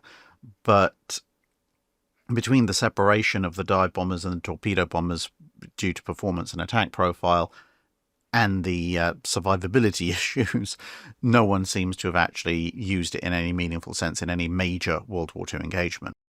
Bald Man Dan asks, are there any ships built during the era the channel covers that served so little purpose as to have likely been better not having been built at all? It's a bit of a difficult one to answer, to be perfectly honest, because it depends how you define did nothing. You could, for example, argue that the late era ironclads, so the ironclads built in the late 1880s and very early 1890s, up to and including perhaps even the Royal Sovereign class, might fit into this category, because if you look at it from a combat perspective, they were quite expensive. Good elements of their armament, like, as you can see here, the open barbette guns, were quite vulnerable, and they were very quickly obsoleted by true pre-dreadnoughts, with enclosed gun houses, Krupp steel armor, etc. So they had perhaps some of the shortest viable frontline working lives as first-rate warships of any ships pretty much ever in terms of capital ships. And they never really saw significant combat. I mean, you can argue maybe the Spanish-American War, a few of that kind of design era of ships saw combat, but even then, that's a relatively speaking minor conflict, although not particularly minor for the nations involved. But on the other hand, those ships provide a rather clear pathway from the masted turret ships and central battery ironclads through to the format that would become the pre-dreadnought. And then obviously you can argue even some of the early pre-dreadnoughts weren't that useful outside of providing guns for monitors and so forth. But that all of that is looking at them through the lens of did they actually fulfill their main purpose of sailing around and shooting at things, as opposed to, as I said, with the later ironclads providing a structural and design lineage which allowed you to then go to the pre-dreadnoughts, and the early pre-dreadnoughts obviously then provided a proof of concept which could be iterated upon to provide the later pre-dreadnoughts. So they did serve a purpose, just not the purpose you usually think of when you think of warships. And the other ways of looking at it would be perhaps warships that fundamentally could not serve their design purpose because they were so poorly designed for it. But then again, most of those designs, because navies don't really like to have completely useless ships lying around, tended to be repurposed for other things. Did they do those other roles well? Sometimes yes, sometimes no. But they still had a purpose, even if it wasn't the one they were necessarily designed for. And then you can look at it on a macro scale for things like the Kriegsmarine's attempts to build ocean-going battleships. Now, as I've covered before, initially they were designed to fight the Marine Nationale, and if the Kriegsmarine had ended up fighting the Marine Nationale on its own, I think people would be arguing that the Kriegsmarine was quite wise to build the Scharnhorsts and the Bismarcks. But as it turned out, when they were trying to fight the Royal Navy, the total investment in the Scharnhorst and the Bismarck served very, very little purpose, to the point that, yeah, if they hadn't been built, the resources could have been used elsewhere to do things that probably would have been more effective. So, yeah, it's a difficult one to answer because you really have to qualify what exact criteria are we thinking of when we say so little purpose. Andrew Dederer asks, one thing about the Jeune Ecole that struck me as strange was that it preceded a series of improvements that made flotilla warfare far more effective, things like turbines, oil power, heater torpedoes, etc. And in terms of defences against it, it only preceded rapid-fire breech loaders. Was there any major revival of the school at these various technology inflection points? There were occasional bursts of interest, but fundamentally the Jeune Ecole is an artifact of a pattern that constantly repeats itself throughout naval history, which is essentially that your main fleet units, whether they be ships of the line, ironclads, pre-dreadnoughts, dreadnoughts, guided missile ships and aircraft carriers these days, etc., they start off at a certain level, they grow larger, more complex, and more expensive, and you end up with fewer eggs in fewer baskets because, well, you can't afford the same number of ships as you did previously. So you look at how many ships of the line between the first rate and the third rate did the Royal Navy have in the 18th century, compared to how many ironclads did it have. Compare the size of the ironclad fleet to the size of the pre-dreadnought fleet. Compare the size of that to the dreadnought fleet, etc., etc. And you see that every time the fleet size goes down, because theoretically the individual fighting power has gone up, but the country can't necessarily afford the same number of pre-dreadnoughts as, say, they had third-rate ships of the line. And so inevitably, whenever this happens, somebody kind of goes back in at the ground level and goes, well, if I can get this small, cheap, fast attack, mass-produced weapon or weapon system going, then I can destroy the big, expensive ship for considerably less cost, and therefore we can spend the money on other things, and therefore we will win, because we use this small battery of cheap weapons to destroy the big, expensive weapon systems, and then all our other stuff can go in and take over. But what each and every one of these things generally seems to miss is that just because you've invented a fancy new weapon system, that doesn't stop the enemy from inventing a fancy new weapon system. And generally speaking, it is cheaper for the enemy to invent a relatively cheap counter system to your cheap weapon system than it is for them to scrap their massive warships, that you just bolt the new fancy weapon system onto the existing warship, and perhaps it becomes even bigger to accommodate its pre-existing weapons and the new system. So with the Jeune Ecole, torpedoes and torpedo boats are all the rage. Ships adopt secondary and tertiary batteries of quick-firing guns to counter them, and fundamentally the destroyers become torpedo boats and then destroyers becoming somewhat faster and the torpedoes becoming somewhat longer range is broadly matched by more rapid-firing guns, more guns, long-distance fire control, etc., and of course torpedo defense systems to counter the torpedoes. Then you get into the interwar period, and instead of torpedoes and torpedo boats, it's now aircraft with bombs and torpedoes, because, well, torpedo boats have grown into destroyers. Destroyers are now fairly large and expensive, but an aircraft with a torpedo is comparatively cheap and fast. And so then, obviously, you have the advocates of air power, but then people start inventing anti-aircraft guns and anti-aircraft fire control systems, and fighters, which will launch from carriers, and initially even from regular ships, to provide combat air patrol, and then radar to detect those aircraft further out, so you can direct your fighters to disrupt and shoot down aircraft, then use your long-range anti-aircraft batteries, and so on and so forth. And then suddenly, ships are... Obviously, any new weapon system a ship is theoretically vulnerable to, but they're much less vulnerable to. It's not a ship-ending weapon. It doesn't obsolete the surface warship.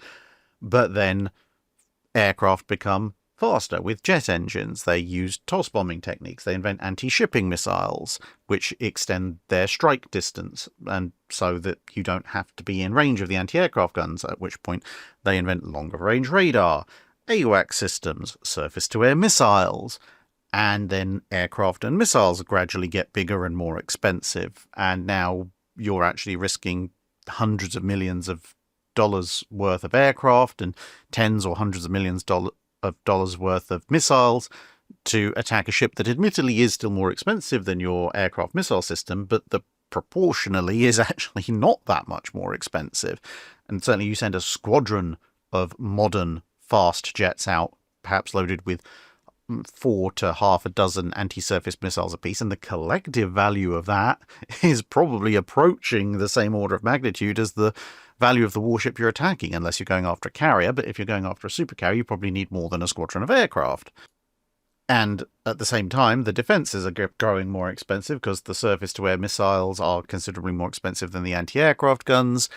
And now the surface-to-air missiles are bigger and more technically complex and more expensive. So now people invent drones, and we're back to, oh look, mass, cheap, expendable platforms that can overwhelm the defence systems. At which point you see a lot of arguments about drone warfare these days that are very similar to the arguments about the Jeune Ecole 100+ years ago. And in theory, assuming that various people have their heads screwed on properly, the cycle will repeat. Automatic gunfire, jamming systems, lasers, etc., relatively speaking, compared to the cost of a guided missile destroyer, cheap defensive systems will be developed to defend the ship from this new threat attack profile. The drones will then have to have counters built into them to these systems, perhaps increased evasive techniques, being larger so that they can absorb fragments rather than just being knocked down by them, ablative material to defend against lasers, and then suddenly the drones have essentially become the missiles, and they're big and they're expensive, and someone will then invent something else that is small and swarming, and the cycle repeats. Vauquier asks, the Washington Naval Treaty forbade signatory nations from selling old warships to third-party powers. If this provision hadn't been introduced, do you foresee a scramble to buy up old dreadnoughts and cruisers, and if so, who might be interested? So this is similar to a question I've answered relatively recently, which is not identical, but has similar themes. And if this provision had been introduced, would there have been a scramble? Yes and no. I can foresee a degree of scramble for certain ships coming about, but not a general one, because if you're looking at the larger scope, who was buying major warships before? The South American nations, their economy in the late 10s and early 1920s is nowhere near as good as it was before World War I. So they might look for some ships, but not too many. They've got to maintain their existing ones apart from anything else. Greece, admittedly, might be on the market for something, considering that Greece is forever frustrated in its attempt to acquire large-scale capital ships during the 20th century by various world wars. Spain might be. They were looking theoretically at a larger successor to the Hispania-class, and given that technology has well and truly passed the Hispania-class by, they might be interested in getting rid of the Hispanias and putting something else in place. And also the French might be. Now, the French are economically broke after the First World War, but they still feel they have to maintain a degree of fleet readiness, apart from anything to face off against Italy. But if there's a market for some knockdown cheap warships, they might actually go for it to replace some of their older stuff like their pre-dreadnoughts and corbettes. Now, as for who are they going to be buying from, basically, again, this is similar to a previous question, it's going to come down to the British, and people are going to be scrambling to buy British, and then secondarily probably American. And that's simply because the way the Washington Treaty shakes out, you look at the ships that people have available from the various powers. The Japanese will have a few of their earliest 12-inch ships, the Koachis, theoretically available for eventual disposal. Other than that, it's pre-dreadnoughts. No one particularly is going to want that. The Italians and the French are still keeping pre-dreadnoughts, so again, people are not going to want pre-dreadnoughts or early pre-dreadnoughts. And that leaves the Americans and the British. The Americans, admittedly, will have some of their sort of mid to late-ish dreadnoughts available for sale, so something beyond the South Carolinas, but initially with the Washington Treaty, they're still keeping the last couple of 12-inch gun classes. So, I mean, if you're the Spanish, I suppose maybe getting a 10-gun 12-inch ship is better than the Españas, but the Americans aren't selling off any particularly modern cruisers, nor the French, nor the Italians, nor the Japanese. You look at the British would be, in theory, be in a position to sell off the remaining Orion-class battleships, so actual true super dreadnoughts. Admittedly, the British 12-inch dreadnoughts are probably nothing much home to write home about, so that's where you might want to buy American.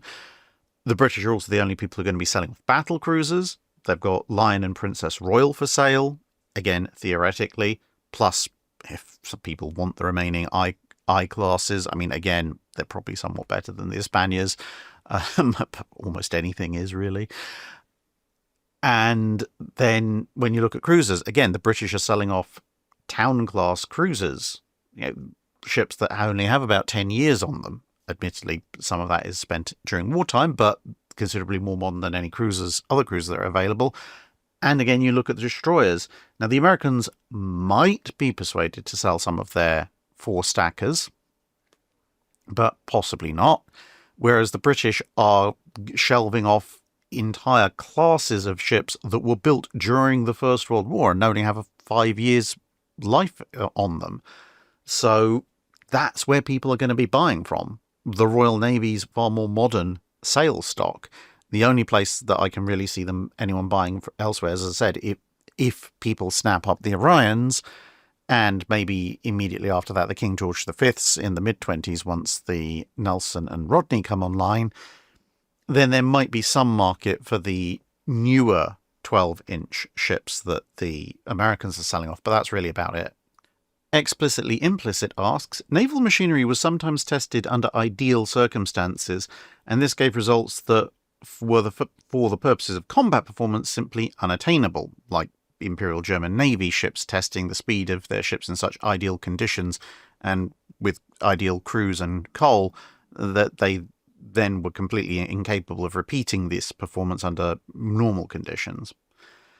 Has there ever been an example of a naval power that did the exact opposite, namely downplaying the performance of their naval equipment, at least officially, not just to circumvent naval treaties, but with the specific intention of luring potentially hostile powers into designing their ships to a parity with the underplayed specifications so that they'd find out too little and too late about the gap in performance? And has this ever worked? Yes, although the vast majority of it is, of course, in the interwar period, so you can look at, the various claimed capabilities of various ships that were built specifically known to their designs to be treaty breaking, like some Italian heavy cruisers and so forth, and to a certain extent even Japanese ships. Now, there was a limit to what you could do, because obviously, like say here with Gorizia, you can just look at it and go, well, that's 8-inch guns. You can't pretend that you don't have them. And the same with the secondary battery and so forth. But what you can do is, say, understate how many aircraft you're carrying. You can at least officially pretend that your guns are somewhat less powerful than they actually are, and so on and so forth, because you're pretending that this is a 10,000-ton cruiser. If you state the exact armor thicknesses all over the place publicly, and the extent of the armor and all sorts, people are going to go, yeah, this is not a 10,000-ton cruiser. The Japanese actually make that mistake at one point with ships like the Megamis, and naval architects look at them and go, yeah, unless the internals of this ship are made of paper, that is not happening on 10,000 tons. The Italians are a bit more successful at pulling off the deception, until Gorizia suffers a petrol fire in her forward aviation fuel tanks, which blows out her bow. You can see that right there up front, which is, that's not something you're sailing home with. So she has to go into Gibraltar Drydock, which is where she's pictured. And then once she's in the dry dock and the water is drained, the Royal Navy looks at the ship profile and goes, yeah, that ain't a 10,000-ton hull. You be lying. But it's a bit late to do anything about that at that stage, except for the fact that by the time the other powers are beginning to figure out that, yeah, the Italians and the Japanese are probably completely lying about their capabilities, you're already well into the 1930s, and the treaty system is in the process of beginning to collapse anyway, so there's not really a huge amount of opportunity to counter that by, say, building 12,000-ton county equivalents or Baltimore equivalents or something like this. There was, to a certain extent, some of this also going on in the late age of sail, so kind of the 1780s onwards, especially once you got things like carronades being invented, but also just more generally, very often you'll see ships being launched and they'll be officially rated for a certain number of guns, and if they're publishing any figures at all, they might say, okay, yeah, we've got, let's say on a third rate, we've got 32-pounder main gun deck, but maybe the upper deck is 12-pounders. But then come wartime, you'll suddenly discover that the 12-pounders on the upper gun deck have been replaced by 18-pounders, and suddenly there's 24 carronades stuck on the upper deck, and now that ship is significantly more gunned up than it was stated to be, which can be quite worrying for some nations. And that's why you end up with things like, the War of 1812 frigate duels, and everybody meets up and go, oh, well, that's a 44-gun American ship, and we're, let's say, a 36-gun British ship. Might be somewhat of a chance of winning this combat, even if we have an 18-pounder main gun deck and they have a 24-pounder main gun deck, because, well, we fought 24-pounder large French frigates before. And then it turns out both sides have been completely lying about what they've actually got on board, and there's carronades all over the place, and it all gets very messy very quickly.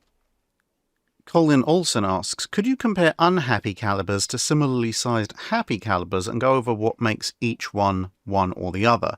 For example, the British 7.5-inch seems to have been a happy caliber versus the Soviet 7-inch not so much.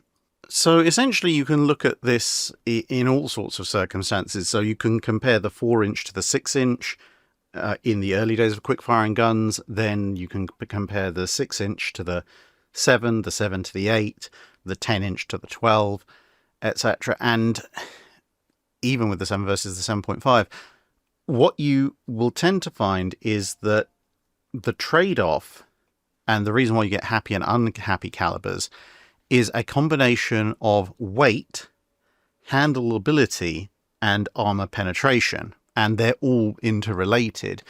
But essentially, obviously, you make a shell slightly bigger, it weighs slightly more, it theoretically penetrates more armor, assuming that the charge is proportionally larger as well.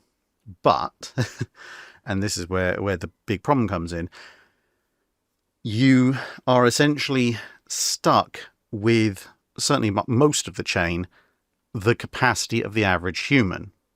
So if you're looking at a 4-inch shell, that is generally quite easily handleable in large numbers by the average human. Once you go up to the 6-inch shell, you're still handleable by the average human, but if you're going to do rapid fire, you probably want either 2 hand loaders, if you're going to hand load, or 2 people helping carry the same shell. Usually 2 separate hand loaders works better, just to make sure you don't start losing fingers. And therefore, because it's a bit more tiring, the rate of fire drops. You go up much beyond a 6-inch, and you start to enter the realm where it's not really practical for a single person to manually handle a shell. And remember, this is all in the era before full auto-loading. So if you go much above a 6-inch shell, you're looking at a form of assisted power loading, and that is going to be considerably slower than people just hand-slinging shells in. So you look at, the average 6-inch shell, you're looking at around about 50 kilos, give or take a little bit, so just over 100 pounds in Imperial. And, think about that. A fair number of people who are listening to this channel probably can lift 100 pounds, if necessary. I mean, it's well beyond modern, safe work lifting weights, but whatever. But, if someone said, here's a 50 kilo thing, can you lift it? Yes, I can lift that, sure.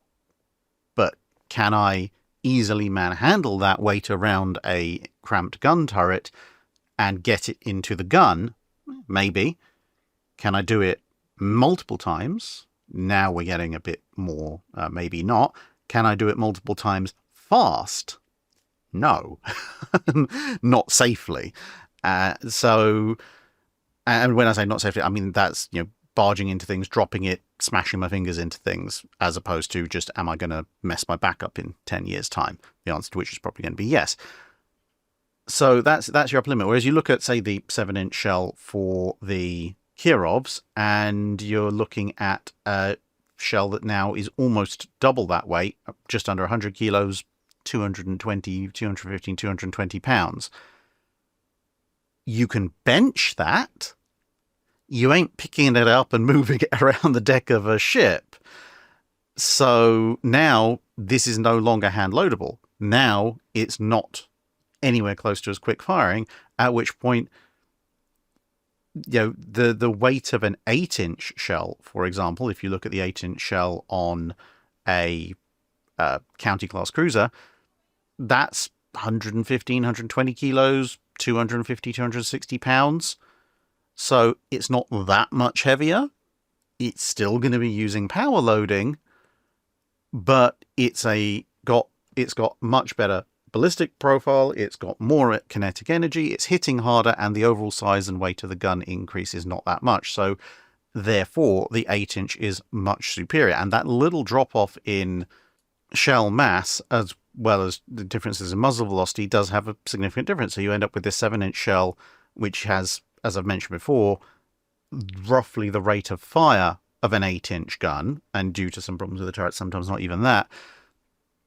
But with its somewhat lower weight and to a certain extent lower muzzle velocity, slower shell velocity out at range, its armor penetration is closer to that of a 6-inch than an 8-inch, so it's not really a happy caliber. And you see the same thing with when you move up further to low-end capital ship guns, because once you get into the realm of 10, 11, 12-inch guns, you're now fully into the realm of this is coming up by power assistance. It's being loaded by power assistance. The only manual element involved is going to be perhaps opening and closing the gun breech, and maybe tipping a slide if you're using a shell loading system that uses slides.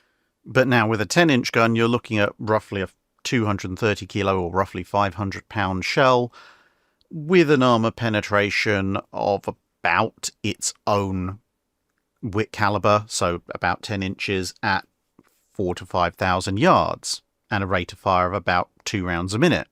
But you compare that with a 12-inch shell, well, the 12-inch shell weighs around about 380, 390 kilos, about 850 pounds, and it fires about the same rate. It can go further, and for that kind of period, early 1900s gun, it's going to be penetrating 2-3 inches more armor 1,000 yards further out. So same rate of fire, but the 12-inch offers better range, better armor penetration, etc., for a minimal increase in overall weight of the gun, so the 10-inch becomes an unhappy caliber again.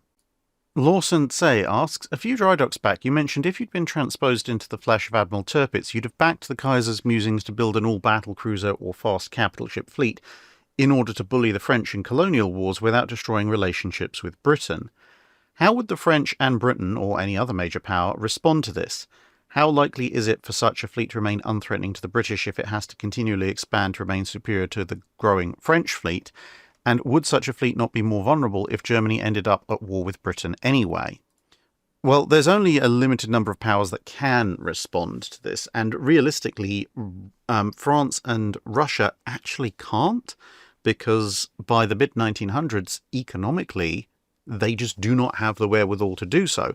They are in a similar boat to Germany in that they are continental European powers, so they have to maintain large armies, as well as potentially building navies.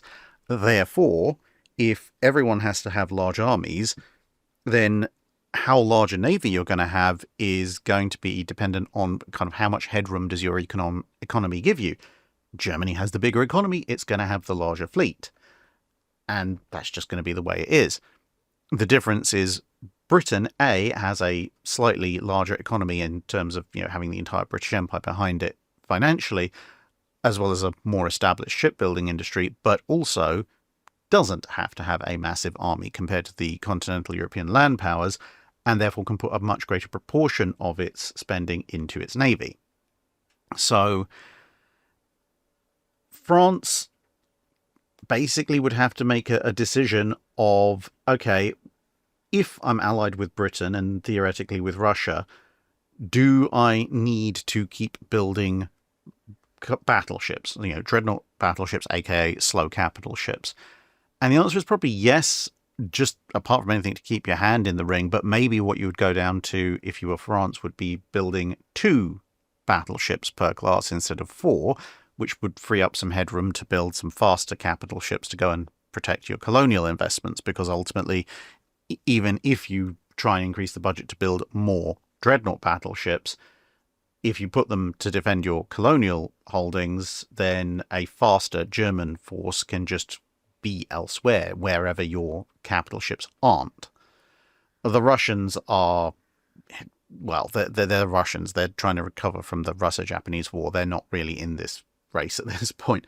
The Americans might be able to use it to shake loose some funding to actually build some battle cruisers of their own, because if German armoured cruisers and then later fast capital ship battle cruisers are popping up all over the world trying to grab colonies, which America is also trying to do in the late 1800s, early 1900s, well, you need something, again, to counter that beyond a slow battle fleet that stays at home and guards your main power base. For the British, I think it's going to depend on exactly how many of these ships Germany builds. Because if the Germans are building enough to overawe the French armoured cruiser program, then slight modifications to the British battlecruiser program are probably going to leave them perfectly happy. And the Royal Navy's point of view at that point being, well, if we've got more armoured cruisers than the Germans have, and we've got a few more battle cruisers than they have, then if they do try anything, we'll be fine because we will have a numerical superiority. And if they coalesce into a big fleet, well, we have a really big fleet. So, yeah, we'll win that. If, however, the French go for broke and really try to expand the Marine Nationale, perhaps they start building 2 battle cruisers or 2 armoured cruisers in the pre-Dreadnought period for every class of battleship they build. And then the Germans try to maintain, I don't know, let's say a 40% superiority above that. That's when the British might see things as having, as being a bit more of a headache, because they do like their 4-ship classes where they can, but they are going to start needing to build more battle cruisers. Now, that could come in one of 2 ways. Either they just start spending even more money, but given that the Germans in this scenario are not building a massive battle fleet in terms of conventional battleships as well, what you might then see is the British still building classes of 4 capital ships, but instead of building 4 battleships a year, they spread them out over 2 years. So they would build 2 battleships a year, and then instead of building 2 battleships and a battle cruiser, they might build 2 battleships and 2 battle cruisers a year. That would allow them to remain ahead of the Germans in battle cruiser and the battle cruiser scope, while still maintaining a fairly large Dreadnought fleet that's still going to be superior to the French and Russian ones combined, because at this point the Germans aren't really building much in the way of conventional battle forces. Or even, superior to the French and German fleets combined if they want to maintain the 2-power standard, because armoured cruisers and battle cruisers are a bit more expensive. The Germans won't be building as many of them anyway. Now, would such a fleet not be more vulnerable if Germany ends up at war with Britain? Well, if it's scattered out across the high seas, yes. If it's in the the deep ocean, it can cause a lot more damage because, of course, battlecruisers would be superior to any armoured cruisers or protector cruisers out there. But theoretically, eventually, the British can put together large forces of battlecruisers backed up by squadrons of battleships and eventually hunt them down. Or if the Germans consolidate everything back into Germany, they, of course, have fewer ships. But if they have consolidated back into Germany, well, they can stay in port. They're no more or less at risk than the High Seas Fleet was as long as it's in Wilhelmshaven. And as and when they deploy, again, yes, they have fewer ships. They will have slightly fewer guns than contemporary battleships. They are more vulnerable if they end up in a line engagement with the Royal Navy. But substantially, that doesn't really change compared to the High Seas Fleet versus the Royal Navy historically. They're still outnumbered and outgunned. The difference here being that the entire German fleet, A, can stay together, because you look at Jutland and look at how spaced out the High Seas Fleet battle line was becoming with the Nassaus and the pre-Dreadnoughts trailing well behind. So actually they'll have probably a greater concentration of firepower because all the ships will be in one place. And two, when they do need to skedaddle, they can skedaddle again as a unit and at a higher speed than the British can pursue, except with their faster vessels, which means they're actually more likely to get away. Nietwitz of Gdansk asks, could you briefly provide some information about the Savoir or Vasilefs Konstantinos battleship? Why did the French even consider taking over the order given that there wasn't even a keel laid down? And what are the disadvantages and advantages of taking over said order? And why did the French finally choose not to do so? How would the ship have differed from other Britannia-class ships as of the order date? So the planned Greek battleship was a very slightly modified version of the Britannia-Provence class, which I'm using as a placeholder here. In basic terms, the only significant modification that you can really point at if you were to see the two ships visually had the shipping completed would have been a slightly different secondary battery using American guns instead of French ones. But outside of that, why the French thought about taking over the order once the Greeks decided not to go ahead with it, that was in large part, well, they had at that point, just about keel laid, functionally identical to the rest of the class Britannia, partway, okay, admittedly very slightly, but still partway through construction. And, well, if it's there, you might as well use it, because by the time you complete it up to the level of, say, the secondary battery, you can easily put in identical armament to the existing Britannias, so that it would make a certain degree of sense. Long lead items like machinery, armour, guns, etc. would already have been ordered, so it would be a lot faster than ordering something from scratch, and it represented the latest and greatest in French design at that point. They were in the middle of designing the Normandies, of course, but those were still designs at that stage.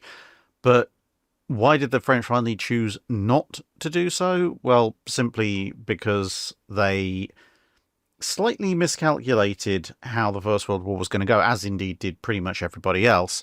Much like the whole British, we'll be home in time for Christmas, the French thought that the war would last a few months, and therefore the best way of making sure the war lasted a few months was to throw every single living, breathing body at the problem, which meant that they conscripted a whole bunch of shipyard workers and sent them to the front lines. So suddenly the shipyards were much less of a priority because the army was getting all the additional funding, and even if they had money, they didn't have the manpower to actually do anything with that, apart from very slowly complete ships like the Britannias that were already well underway. And then, of course, the war doesn't end in a few months, and once you've been conscripted, it's very hard to deconscript you, and so a bunch of skilled French shipyard workers end up getting killed on the Western Front. And between, therefore, both the lack of money and the lack of manpower, it's going to take them a very long time to complete the Britannias they actually ordered originally, let alone complete another one which they hadn't originally planned for, and so they ended up not doing that. The Past is Another Country asks, it's generally ill-advised to build a ship that is not competitive with other ships that are being built. However, economic constraints do exist. The Swedish got some effective deterrence out of their Sverige class in World War II, despite it not being as powerful as a contemporary battleship. How do you build an effective second-class ship when you don't have the resources to build what everyone else is building? For the time period the channel covers, I think you've basically got two options. And that is, are you looking at a deep ocean vessel or are you looking at a home defense vessel? If you're looking at a home defense vessel, then a lot of what I've said in a relatively recent dry dock basically applies. Look for force multipliers like minefields, torpedo attack craft, whether that be torpedo boats, destroyers, or aircraft, coastal defense guns, etc., to help you. And also identify bits that you don't need. So for coastal defense vessels, you don't necessarily need speed compared to fast battleships out at sea. If you don't need speed, then your machinery plant is a lot smaller. You can afford to build the ship smaller, therefore cheaper, therefore it becomes within the scope of what you can actually, build. And then you also need to look at things like armor. Can you afford to build armor that is going to resist peer level gunfire? If not, well, if so, then great, do so, because you're doing it on a smaller ship, so it'll cost less. But if not, don't try, because let's say that, for sake of argument, you need 10 inches of armor to withstand 11-inch gunfire very heavily, drawing on some ideas that we'll put forward for the Furious in this, at reasonable battle ranges.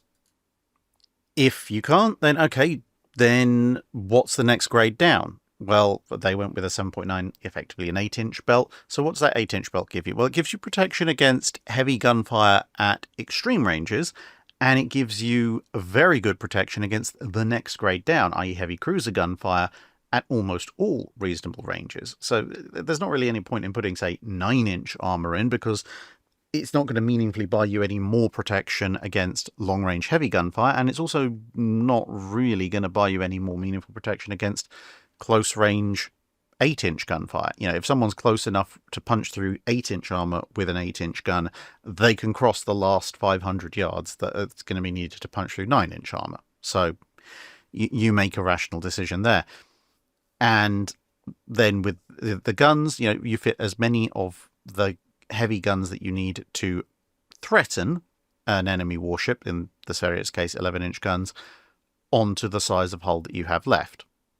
And then you go, okay, yes, we have a ship that is slower, slightly less well protected, and slightly underarmed compared to the contemporaries that we think we're going to be fighting against, but those various force multipliers help to even the score.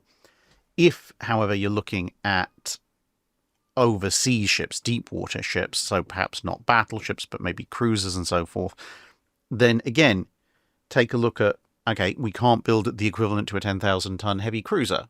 Okay, fine, so we're not going to try and fight a 10,000-ton heavy cruiser. We can't really have force multipliers out there, because we can't build them in numbers, because if we could build them in numbers, well, we'd be a major power. We can't match them in size, so we don't try to match a heavy cruiser.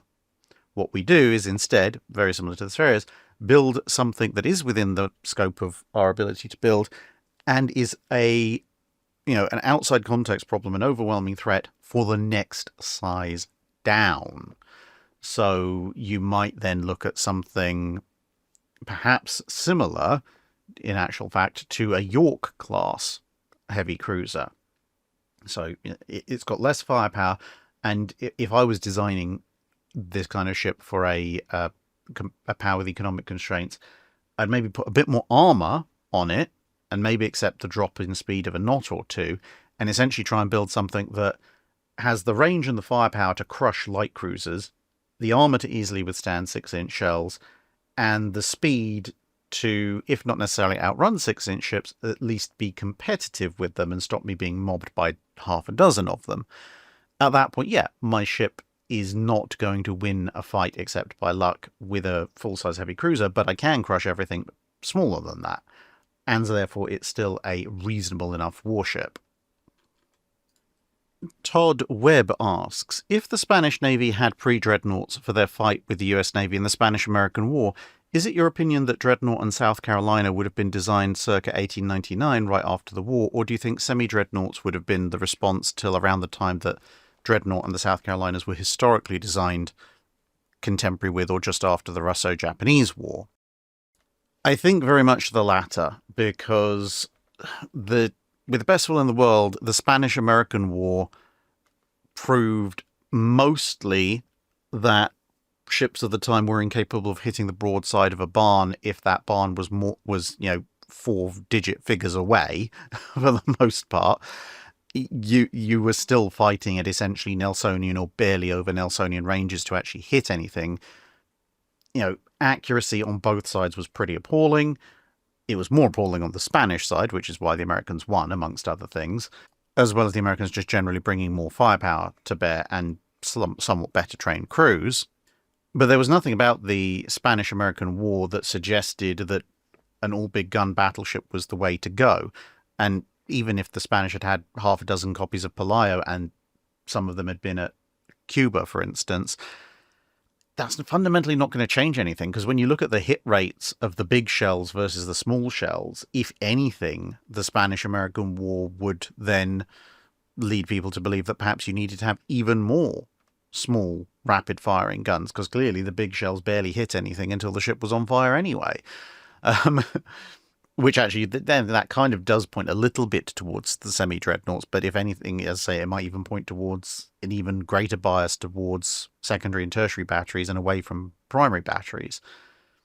It's only really with the immediate post-Spanish-American War advent of rangefinders, which allow battle ranges to increase, and then, to a certain extent, the proving of both the capabilities of those rangefinders and the fact that at longer ranges, heavy guns carry considerably more destructive weight than lighter weight secondary guns, which is to a certain extent proven in some of the engagements of the Russo-Japanese War, that gives you the final evidence to go, yes, actually, okay, at longer ranges, which we can now achieve, it is now worth building all big gun ships.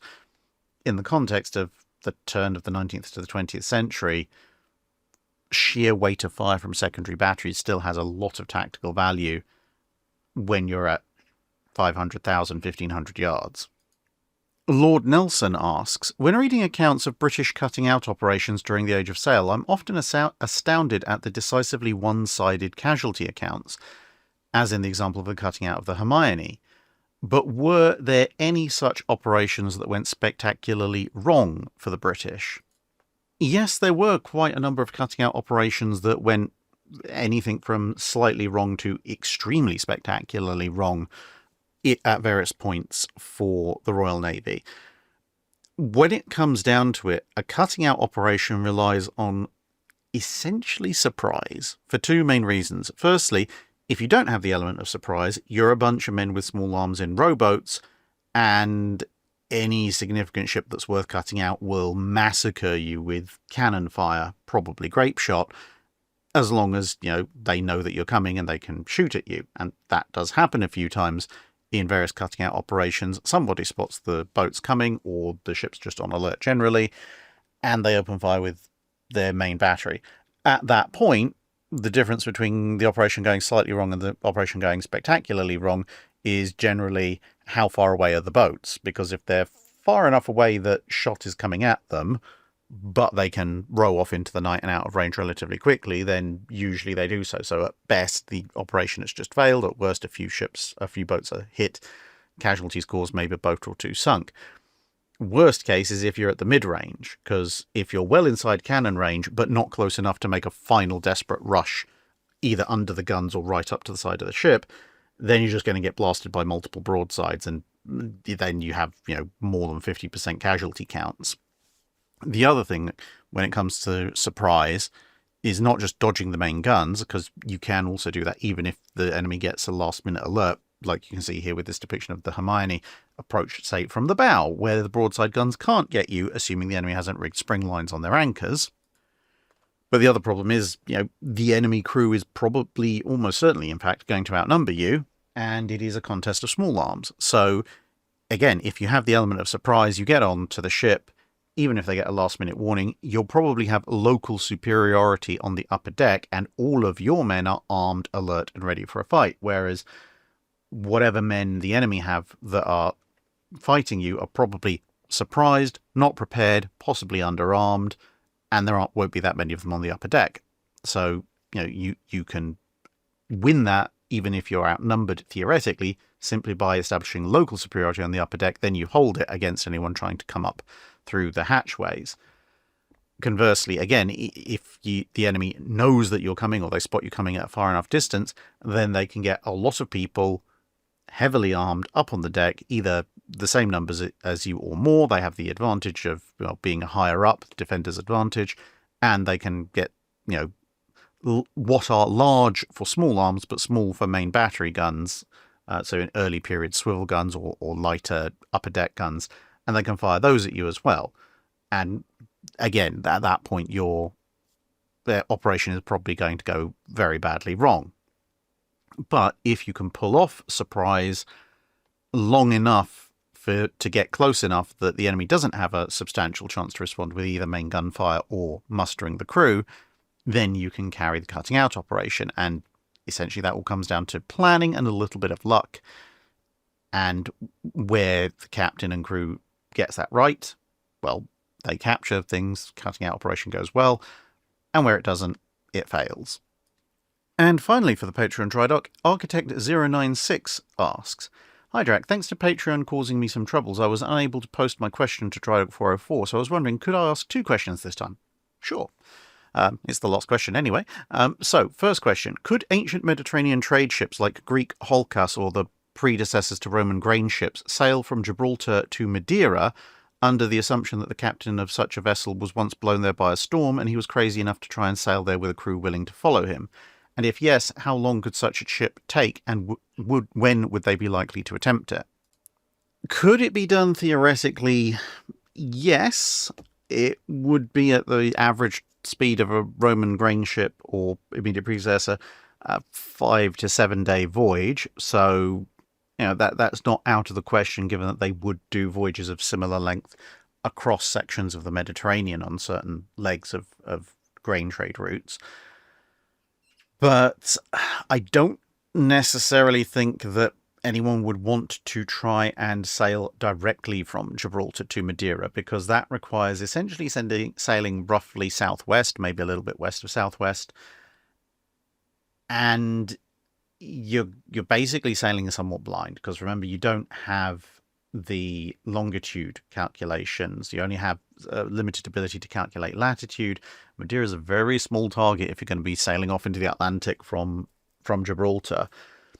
I think what's possibly more likely, especially also given the prevailing winds that are in the area, because in theory, the prevailing winds, you could sail a few points off of them and end up at Madeira. But you'd be more likely, I think, to perhaps end up following the same route that the Portuguese followed. So their route to get to Madeira, although they could occasionally sail there conventionally, was usually to follow the coast of Africa down to roughly the level of the Canaries, hop across there, and then hop back up, you taking advantage of winds and currents to hit Madeira from the south. So you could sail south or southwest to Madeira directly. Say probably your best time to do that is in spring or summer. But I think you'd be better off either doing that, or if the captain has been blown there by a storm at some point before, if he made some attempt to work out what latitude they were at Madeira before sailing back, then perhaps what you could do is sail down the North African coast until you reach the same latitude or thereabouts, and there is actually a couple of ports that are almost directly east of Madeira. And then at that point, although the prevailing winds are southwest, kind of southwest, you could, even in a Roman trade ship, sail across them. So because you're still sailing with the wind, just at slightly across purposes, and by maintaining that latitude, that would be a safer way of getting to Madeira, kind of doing a two sides of a triangle rather than a direct, we hope we hit Madeira, or else we end up in the middle of the Atlantic and be very confused. And the second part of the question, and therefore the last bit for the Patreon Drydock, is that assuming that the islands making up I believe that says Macronesia, are under the control of a single power that before the official start of the Age of Discovery has set up supply bases on St. Helena, the Ascension Islands, Mauritius, and the Seychelles. The state is not interested in conquering further land, just in trade. would it be possible for them to just charge European powers a flat fee for docking with additional fees for services rendered without getting involved in European wars? Or would someone just try to conquer them sooner or later? Would such unified control over these islands have a major impact on world history? It would be a bit of a difficult one, because initially, in the early stages of what in Europe's referred to as the Age of Exploration or the Age of Discovery, for European exploration ships to even find these islands reliably is going to be a little bit of an ask, because they are pretty small islands in the middle of their respective oceans. And at that point, even European exploration ships were still mostly vaguely coast-hugging, unless they knew they were striking out directly across the Atlantic, like, say, Columbus and things like this. But if they did find them, then at that stage, assuming that the power in question has a relatively decent built-up port facility, and of course, therefore, the military strength that goes with it in terms of a garrison, then I can't see most European ships having too much of a problem paying for docking and services rendered fees, because they still do have the option of just sailing along, bypassing it, and trying to find their own way if they don't want to pay the fee. But knowing that there is a guaranteed port out there, again, assuming they can actually reliably find it, would be, I think, fine with most powers, and most of the powers won't have enough force to mount a serious assault on those areas to take it for themselves. And even if they did, well, if the power in question was clever enough to make deals with multiple different European powers, like, I'll give you a 10% reduction in fees, but you have to promise to fight alongside me if anyone else tries to take over the place. Well, if you're asking the Dutch and the English to fight the Spanish and the French to fight the Italians and the Dutch and so forth, then that you can very easily set up a Mexican standoff of treaties where nobody really will try and take you over, because then everyone else will turn on them. But once you get to the stage where the islands are much easier to find, much more reliable to find, because navigational techniques have improved, and eventually, of course, clocks come along to allow you to reliably calculate longitude, then you face a bit of a problem, because at that point it's no longer small forces of multiple European powers, vaguely reaching out and conducting exploration. Now you're talking about macro-scale companies like both the Dutch and British East India companies, and you're also talking about a few large fleets having come to prominence, Spanish, British, French, etc., and with the cutthroat both commercial and military competition in terms of getting resources and getting colonies that you're going to start seeing in the 1700s. At that point, those supply bases are going to become much more important, and when war breaks out, especially if people have started to come to rely on them, then someone or other is going to definitely take them, either directly by military force or through a very strong alliance, which would be an exclusive alliance where, okay, we will agree to protect you, but you must exclude everybody else, simply because the strategic importance of those areas has gone through the roof, much in the same way as, for example, the Dutch set up the Cape Colony in what's now Cape Town, South Africa, and for a while people are happy to let that just be as it is. But when the Dutch end up at cross purposes with the British go, no, okay, fine, we're taking that off you, it's ours now, and we're not giving it back. So, all it would take would be for this power to back the wrong side in one of the wars where the other side has an advantage, or, as I said, for one of the more powerful nations to turn around and say, mutual protection clause, or else we take over anyway, and those islands would be gradually taken over, proportional to how important they were on trade routes at that stage. So I think some of them would probably be more likely candidates than others. And that brings us to the end of this week's Patreon Drydock, this month's Patreon Drydock, in fact. So thank you very much, everybody, for listening. Hope you're doing well, and hope to see you again in another video soon. See you then. Bye.